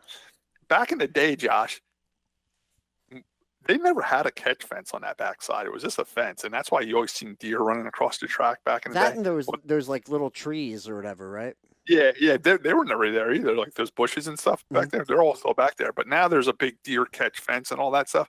But before all that stuff was up, when they would wreck back there, the track crew would literally just pick up the parts and throw them over the fence. You know what I'm saying? Yep. So there's stuff littered all over on the back hill back there, coming down from the racetrack. Like, we seen tires, rims, shocks, A-arms, broken this, broken that. Then Nancy caught out of her eye, coming out of turn 1 onto the Long Pond Straightaway, there was a whole rear clip of a race car laying back there with a fuel cell in it. I posted all the stuff on my personal Facebook page, on Scott Riggleman's Facebook page, so you can see all the pictures. So we stopped and got out and looked at it, and the guy comes back and I'm like, what are you guys doing? I said, there's like a rear clip laying over here, and I'm looking at it. And Nancy's like, do you think it's off a cup car? And I'm like, no, I don't. It's been laying there a long time, Josh. And I said, no, it's not, because it's too narrow. I said, this has got to be off a modified when they raced the big track in the late 70s, early 80s. I think they ran there 77 and 78. They ran the big track. And because it was narrow, it did have a 22-gallon fuel cell in it with a bladder in it, which was pretty high tech for way back then. And the fuel cell was mounted very nice, but some of the craftsmanship wasn't that great. And that's another reason why it probably wasn't a Cup car. It was a real big piece of tubing as the rear hoop, and it was bent a little crude. And the welds were decent for the time, but nothing like they are today, Right. And it was literally like sunk 6 inches into the ground and grass growing up all around it.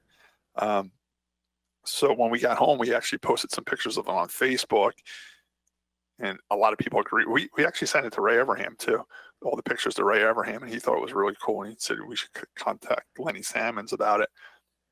But with a few people like Barry Holston and a few other people private messaging me, like Kevin Ayers and everybody, we think it might be Maynard Drawers from when he wrecked there. Because Barry even posted on my Facebook a picture of my brother. Even said it was probably Maynard's car before he even got home, because first of all, the frame was painted red. Maynard Drawers cars were always red.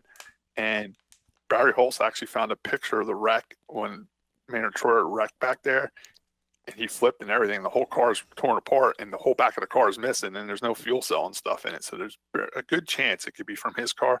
We went to as far as haven't heard back from Kevin yet, but he actually sent the pictures to Kenny Troyer, which is Maynard Troyer's son, to ask him if he knew anything about it. So we're still trying to figure out whose rear clip that was. Actually, yeah, there's. It's funny you mentioned Barry. When Tim was posting earlier, looking for a picture for Jerry, I was about to tag Barry and Tim O'Shea in. Yeah. In Barry that, has a lot of old pictures. Yeah. That, and I know Tim has a couple folders that he's gone through and showed me and stuff, and so I figured those two would be a good source, but we got that taken care of. But yeah, it was just funny you mentioned Barry sending you or information on or leads on that fuel cell and all, or the rear clip rather. There was snow in some of those pictures on the ground. Oh yeah, it was snowing the whole time we were there. It was snowing and sticking. It was snowing. It was legitimately snowing up there on May 9th. Anyway, Josh, I know you're really into Indy cars. Another thing I saw laying belly up in the woods, and another time I stopped and the tour guide kept going and looked in his mirror, saw we were stopped, and had to come back again for the 10th time. There was an old fuel tank, painted blue. I think it said Valvoline on the side of it or something like that. It was flipped upside down, had the long legs, and I'm taking pictures. And the guy's like, well, what's that thing? And it's just like a waste oil tank. I said, no, you know what these are? These, if you look in the old pictures of the IndyCar races in the 70s and 80s, they had these in the pits. And that's what had the fuel in it. And the fuel hose ran from that tank to the race cars. That's how they fueled the race cars. It was a gravity feed, right? With their sponsors on them, Yeah. So there was a couple of them laying back there, which I thought was cool. And if you were a guy like Ray Everham or had a big shop or a museum, they'd be perfect to get, clean up, repaint, and put them in these museums and stuff, There was a couple of them laying out there. So then there was a stack of old tires, like old tractor trailer tires. And the guy blows right by him, and he doesn't think I'm going to stop and look at old tractor trailer tires in the woods. Well, he's wrong. But once again, I stop and get off the ride, and I'm taking pictures of this. And the reason what caught my eye on these is they had holes drilled. Back when me and Tim were kids and we would go to the race of champions, of course it would rain every time you go up there. Anybody that ever went to Pocono, it would rain every year up there for a race of champions. Back then, they didn't have jet dryers or air Titans or anything like that. They would literally drag truck tires around the track behind tow trucks. And the reason these tires had holes drilled in them is that's where they ran the cables and chains through to chain them all together to drag them around the racetrack. Well, they do that with at Wall. They have that truck that drags a handful. They do it at Wall. Yeah, they do it with loader tires and stuff. These tires have been laying out there so long. I took a picture of the one tire. There's a full-size oak tree growing up in between it. That's how long they've been laying out there. We get riding again. I stop again. Tour guide keeps going, realizes I'm stopped again. I saw another piece of junk in the woods. I sold old tires out there on wide 5 rims. And I'm like, these got to be modified tires. And, Nancy's like, well, how can you tell they're a modified tire? I said, because they're on wide 5 rims. Their Indy cars ran the center lug, and that was it. The only thing that raced there, Cup ran the 5-on-5 lug nut pattern. The only thing that ran wide 5 lug patterns there were modifieds. So there was about 6 or 7 up there on bent rims. So I wanted to take pictures of them. I get off and I go take pictures of them. And back then, Goodyear made tires for the modified series, and it was cool because it said Goodyear Eagle on them, and then underneath the Goodyear Eagle, it said modified specials on them. Right. So I took pictures of that, and that was pretty cool. So that was took me back to my childhood because me and my brother and my family used to go up there for the modified races. So there's still old modified rims and tires laying out there. So we keep riding, and then we go to the part where the track itself stores stuff, throws stuff away, piles stuff up, kind of like their supply yard, junk yard, whatever you want to call it. There's a couple like old tow trucks out there they don't use anymore. There were some old cup cars out there that they use for practice for the first responders and stuff like that, on where to cut the cars. Like they were all marked to show where you would cut a guy out of the car and stuff like that. But another thing I noticed, and I didn't realize why they had so much of these, you know, the styrofoam inserts that go behind the safer barrier. Yeah. You know, the wedges. Josh, there was piles and piles and piles of these styrofoam wedges for the safer barriers everywhere. I mean, everywhere, Josh. So the tour guide didn't know anything about it. He knew they were for the track, but he didn't know why there were so many of them. When we finally did get back, I talked to the owner. Of course, he came up to me and asked me how we liked the ride and all this stuff. I said, why is there so many safer barrier styrofoam wedges all over the place? He's like, the track has to change them every year. What? Every single one of them. He said there's 5,000 of them around the racetrack, and they have to change them every year before every big event. That's wow. So you could. Don't you think you could? Because it's once a year or twice a year they use them, right? For the cup. Yeah, I would say you get two. Take uses. them out and put them in a warehouse somewhere and put That's them back. what I would do. I'd take them out and cover them up. Yeah, because you got to change them out anyway. But they said there's like an expiration date on them. They have to change those barriers every year. Well, another reason why how's styrofoam go bad? You know, what's it losing? You know, well, I could see in the sun it could break down. You know. Yeah, I see. Like an old pool float. You know, Josh especially. You know how they break down after a while. Yeah. But, the UV can kind of destroy some of it, and it would damage the integrity of it. But for it to be that bad in a year, especially when really it's not as exposed. I mean, it's kind of behind something.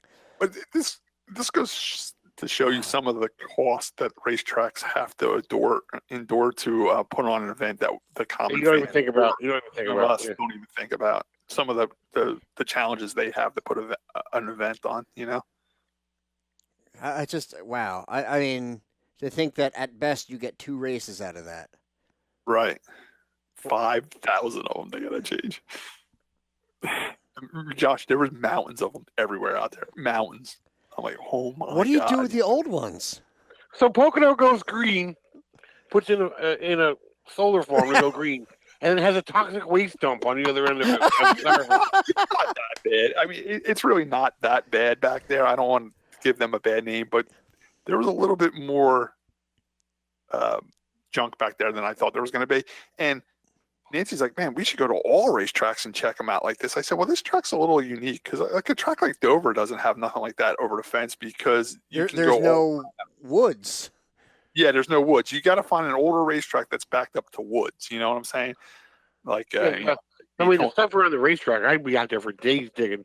Well, that's what I'm saying. You know, Dale Jr. always talks about like Indy, how he was digging in the river for the bricks. Nancy says he's been back there too.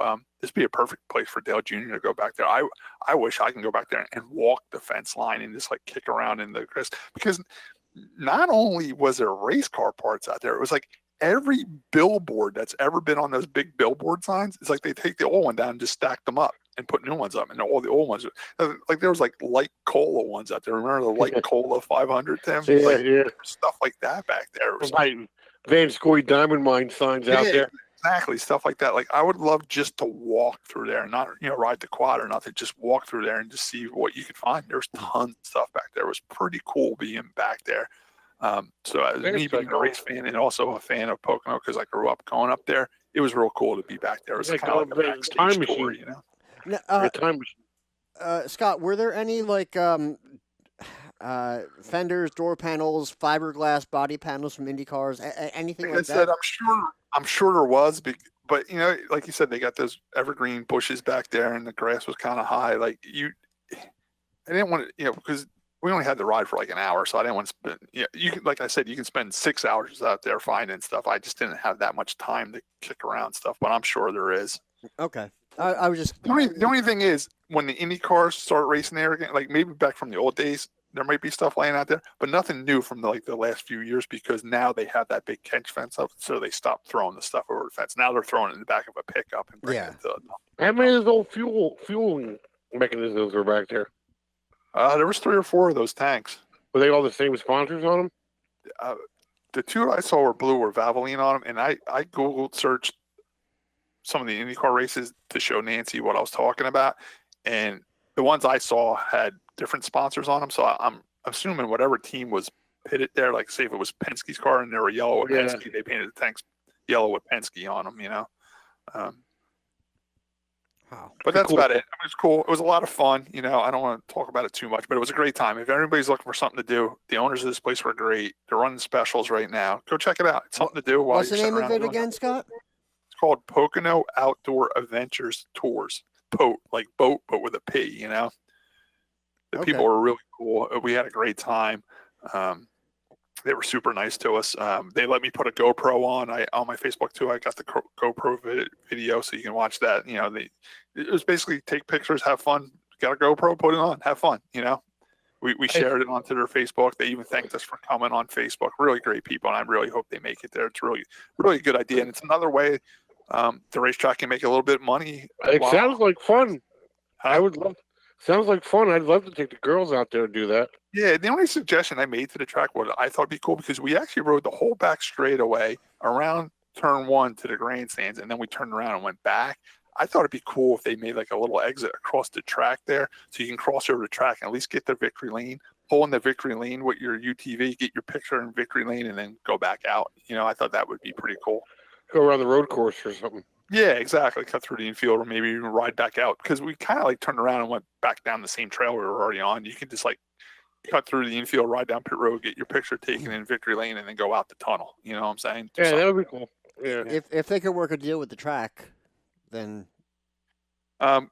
And that's what we talked about this a while ago. That a lot of times when grandkids take over their parents' business, they run it into the ground. And we always talk about how great Nick Hedleski's doing with Pocono, and he's friends with this guy, and he's the one that said, "Hey, bring your stuff over here, set up over at my track." It's just another way for them to make income while they're not racing. And it's another way that these grandkids are doing such a great job at Pocono. That's awesome. If I Could you get to see where the Jack and Jill campground used to be? Yeah, and then when we left there, after we dealt with the people at the thing, they're like I said, they were great. Go check them out. It was a lot of fun. We also did a little sightseeing when we left. When me and Tim used to go up to the modified races up there, we used to camp in the parking lot, but we had friends that would stay over at Jack and Jill campground, which is on the backside, on the other side of Long Pond, only about a mile from the track. And we knew about this place because we would actually go over there and take showers at the campground because we didn't have showers over in the parking lot. And so we wanted to ride by there and see if it was still there. And it's still there, and it's owned by the racetrack now. It's called Raceway Campground now, and they're open from like now until October. Obviously, they're closed now because of the COVID, but it's still there. And we took pictures of that. We drove around through there, and that's on the other side of Long Pond. So that's still there, and that's owned by the racetrack, another property they own close to the racetrack. Scott, Man, I have one more question. Go ahead. I have to ask you if you. For all the old timers, if you drove by the Tudor Inn, is it still standing? No, we like I said, I always go out the other way. I go up the northeast extension and get off the Mahoney Valley exit, which is Route 209, I think, and I take that over to 115, and I come in from the south side of the racetrack. So I make the right on the Long Pond Road before you would get up by the Tudor and stuff like that. And then when I leave, I make the right out of the tunnel on the Long Pond Road, and you follow that around, and that brings you over to 380 where that new Kalahari place is, and then you get on 380 and that puts you on 80. I cut that whole corner up over by the Tudor. I didn't go up by the Tudor. Scott, just what's a ballpark cost to do something like this? per person. We got it for half price because it was our grand opening, so it was $60. So I think with tax and everything, it's like $120 for 2 people, and then they have like a 4-person one that's like more than that, like $190 if you want to split it like 4 ways. But we did the 2-way one. Okay, and then did you guys just switch up who drove or? Yeah, they even have a place where they stop and say, if you guys want to switch, you can switch now. And we did. Like I drove the first half, and then Nancy drove the second half. You can stop and switch. You know, That's where I would be a good partner, Josh. I don't want to drive. I just want to ride. So Okay. we can go as partners. You can drive the whole time. Okay. That'd be cool. It'd be fun as long as Scott. Well, this is actually probably the worst scenario for Scott to drive because he knows there are race car parts off to the side. That would be. That's why Nancy started dragging that clip out of the woods because it's like a UTV. It's got like the little truck bed in the back. She's like, we can just throw it in there and take it. I'm like, what are we gonna do with this? Just leave it where it's at. It's fine where it's cool laying there. Well, that's like when I would tell the guy, I don't want to ride around the solar farm. I'll meet you guys over behind the racetrack. Yeah, I'll be over there walking around. I'll be over there walking around. We'll drop you off. We'll come back pick you up. But we tried to make a nice little day out of it, and our idea on the way home was, there's a few wineries up there we like, but they're all closed because of the COVID thing. We did call ahead to Hot Dog Johnny's on the New Jersey side. Buttsville. Yeah, in Buttsville. We had planned on stopping there for lunch after we were done with our quad ride, and we called ahead. They were open. It was actually the first day they opened back up since the COVID. So when we drove by there, Josh, we didn't even stop. It was so packed. I couldn't believe how many cars were in that parking lot. Not only was there cars in the parking lot, the line was from the window where you get your food all the way down the parking lot, down by the river. I'm like, I'm not waiting 2 hours in line for a hot dog. So we didn't get our Hot Dog Johnny's, which we do when we go up there, and we really enjoy stopping there. But we did do something a little bit different. Right down the road, a little bit further down 31, kind of by that reservoir you go camping at, Josh. Let me guess. Can I guess? Yep. Hot rods. Hot rods, exactly. Josh, that's not far from that reservoir you used to camp at, that Round Valley or whatever. Yep. That's it. Round Valley. Little hot dog stand on the right-hand side.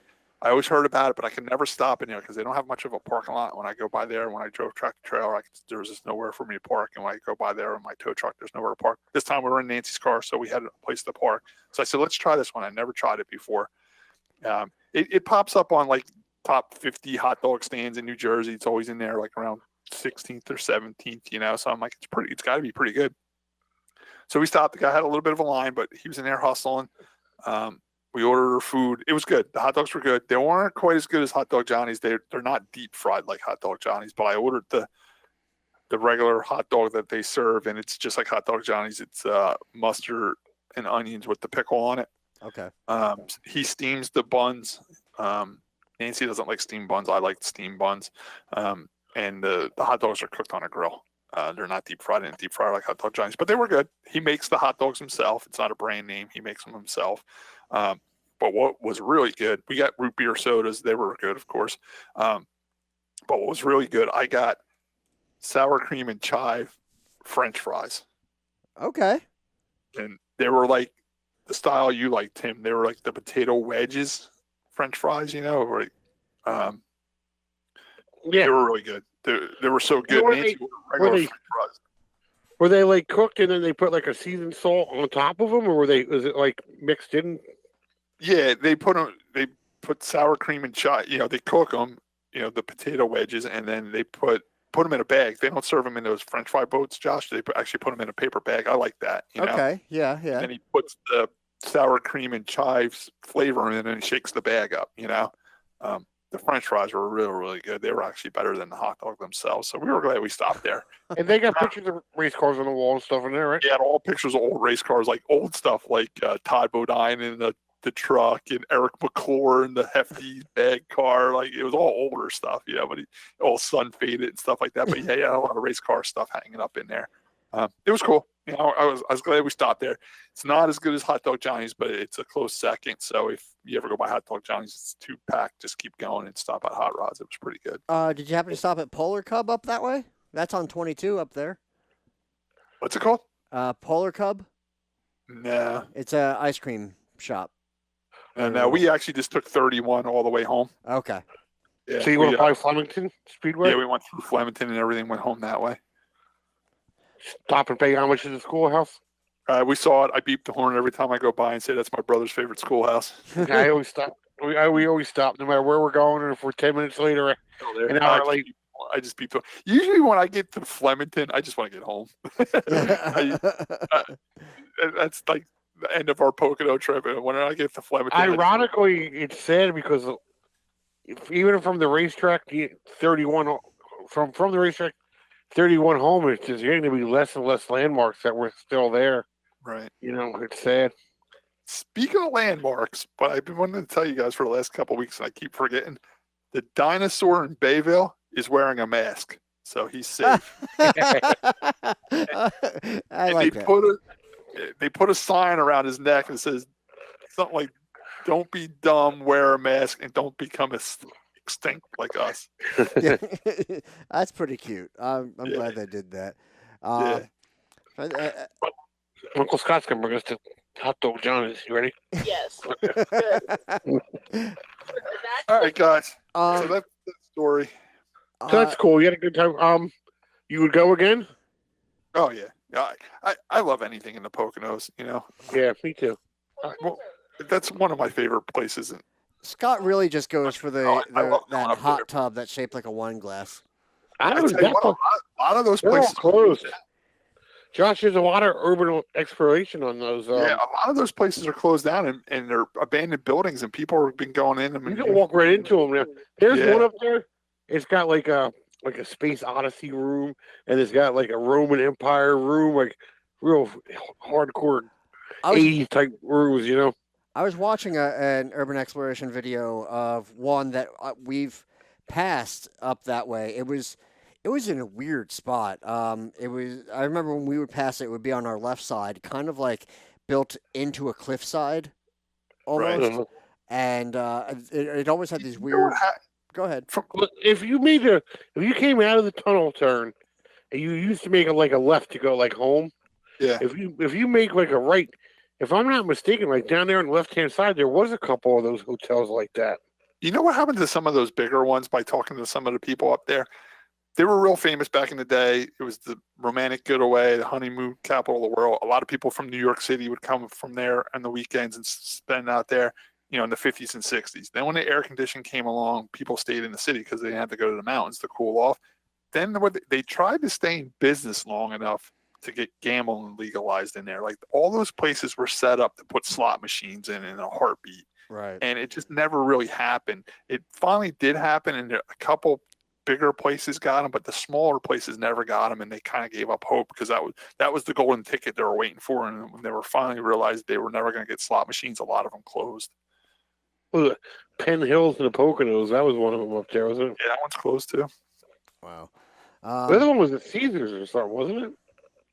Yeah, it was Caesars. They had a bunch of them. One was called Brookdale. I stayed at the one called Brookdale. That one was cool. It had fishing ponds and the heart-shaped tubs and the champagne glass and all that. We always stayed at Jack Frost or Big Boulder. Yeah, they're still pretty good because they had the skiing to rely on, but the other places were just like honeymoon, romantic getaway places, Josh, you missed a whole genre of being young and dumb at the racetrack, going to race champion. Well, there is a place. It was called Naomi Village. I think they renamed it or it got sold or whatever, and that's up in Mountain Home because whenever I go skiing at like Camelback, that's where I would stay. And it's incredibly outdated, but it's been closed for a while. I think it got bought. They changed the name, and they're redoing everything before they reopen. Which, so hopefully, they're just going to update everything. And the Fat Man session about the old Poconos. We used to go to breakfast at a place called the Pancake Plateau. You remember that, Scott? The A-frame. But they used to bring out the food, and you ordered 3 eggs over easy, sausage patties, and home fries. It would come out in the frying pan. You remember that, Scott? We would always get our own frying. No, you remember that? You didn't go. You're probably more worried about getting to the racetrack than you were. Yeah, that's probably more worried about getting to the racetrack. So just to, as a quick update or an FYI, Chicagoland Speedway is getting demolished. Oh yeah, that came out today. Unfortunately, they got off the NASCAR. NASCAR wasn't going to go there this year because of the COVID, so they lost their date. And then shortly after that, they announced that it's going to get turned into an industrial park, and they're coming off the schedule totally. Wow. Is that quick a turnaround? Look, how would it? And there's gonna, He had been thinking about this for a while because that's one of those cookie cutter tracks, when the mile and a half became real popular and everybody went to them, and they've been losing crowds and stuff like that. It hasn't been going that good for them. And it's a beautiful racetrack. It's just a shame, but who knows, Tim? That might be the date freed up for North Wilkesboro next year. I know. It just how much do you think it costs to build that racetrack? Shoot. Not even let alone maintain it for the year for nothing. But then again, we think of it as a new racetrack. But I bet you if Josh looked it up, it's probably a lot older than we think it is. Because I remember Greg Sachs racing there and stuff like that. Yeah, it's just the amount of aluminum in the grandstands. Well, that stuff usually gets sold to something else or something. But yeah, but the suites, the garages, the scoreboards, the lighting, it's. The junk man in me comes out working at Blue all those years, all copper wire. And it's going to be a trucking. I don't know. I just heard industrial park. I'm not sure. Okay. It opened in 2001. So, I mean, almost 20 years. Years. 19 it's 20 years. How many times did they give it a facelift? Every 3 years? Yeah, repave it, stuff like that. But yeah, I mean, maybe that was their game plan. We'll have a racetrack for 20 years, and then 20 years it'll pay for itself. We made some money and make it an industrial park. Yeah, I mean, the development, right? I mean, a lot of businesses don't last 20 years. I've been in business 15 years with my towing company. You know what I'm saying? So. Now, real quick, I wanted to bring up because Scott usually has something, and I usually forget about it. The recommendations and reviews. Scott, was it you or Tim that sent the diecast racing video? Tim sent that. I didn't to watch it. It looked pretty cool though. So how long do you think it took that guy to build that? I don't have the patience to build something like that. So, God, you guys are working have yourself. Explain what's going on. To me, it reminds me of when we and Scott grew up. The Filmon brothers had the little race cars movies where they used to move them and take a picture, and they would make a race out of an 8mm film. This is the new way. The new way to do that. You don't have to do that no more. Yeah, you don't have to do the stop and take a picture part. It's just they built a track and they have, I guess, like a little peg or something, just like a soapbox derby kind of deal. And when the light turns green, it drops, and the car's in a group of four. So there's like 2 lanes. It's gravity fed. Yeah, it just rolled down by gravity, and they have a couple bank turns or whatever. And because they're die-cast cars without any steering or anything, they don't handle the best. So they go all over the place, but yeah, they go around. What is it, like three or 4 turns? And yeah, they go downhill. Yeah, it's cool. It's like a switchback or whatever. And he made that part where they can actually pass. Yeah, it's wide there for you. I was surprised how much of it I watched. I was like, this is stupid. And then I was like, I'll watch one more. And then another. Yeah. And then, half hour later, I mean, the announcers are a little goofy. It's kind of like if you ever watch that Extreme or XMC or whatever it was they had back on, what was that, Spike? When they would go, overdub it and make fun of all the people playing. I mean, would you watch it? Would you watch it every day? No. Would you watch it if we weren't cooped in the house for the last three months or whatever? No. But for this day and age, it's something to watch. It was interesting. It was called 3D Robot or something. I believe the YouTube channel was called. But yeah, I can put the link. If you just throw it up on the page. But it was called Diecast Racing, and it's weird. I don't know, but I mean, it's good to watch for a few. If nothing else, you get to see a couple cool old diecast yeah, and the detail of the track, and the guy's got a good imagination, around the racetrack. Yeah. They put a lot of work into that. That's for sure. Yeah. So, I just thought we'd show it up there, and then like I said, I've been watching these old NASCAR races. To the point they were called Grand National races and whatnot on YouTube, and sometimes it's usually like a 23-minute or so recap because they didn't film flag to flag, and like you said, earlier, Tim, like people.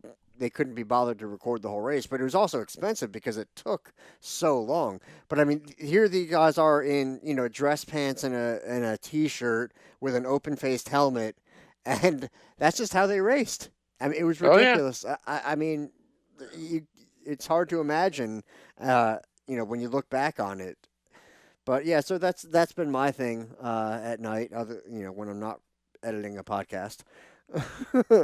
So It's amazing how many, since we've been in this lockdown, how many people have actually taken the time to put their videos on YouTube. Like there's abundance.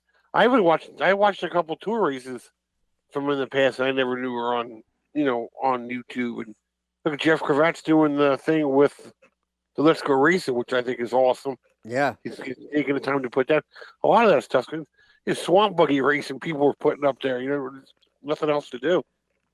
yeah. All right, guys, we've been on here for 3 hours now, and I want Josh to have a little time to get this posted tomorrow because everybody's already asking me when it's going to be on, and I hope Josh can get it up by Tuesday All right, morning. so let's do what have we learned today. I'll start with Scott. I learned Jerry just had great stories. I mean, I heard most of them, and I remember I followed his career pretty close because, like I said, I worked with his brother Kevin, and Jerry was one of my favorite modified drivers. It was just great to relive them with him. I really liked hearing his Cup stories and how all that went down.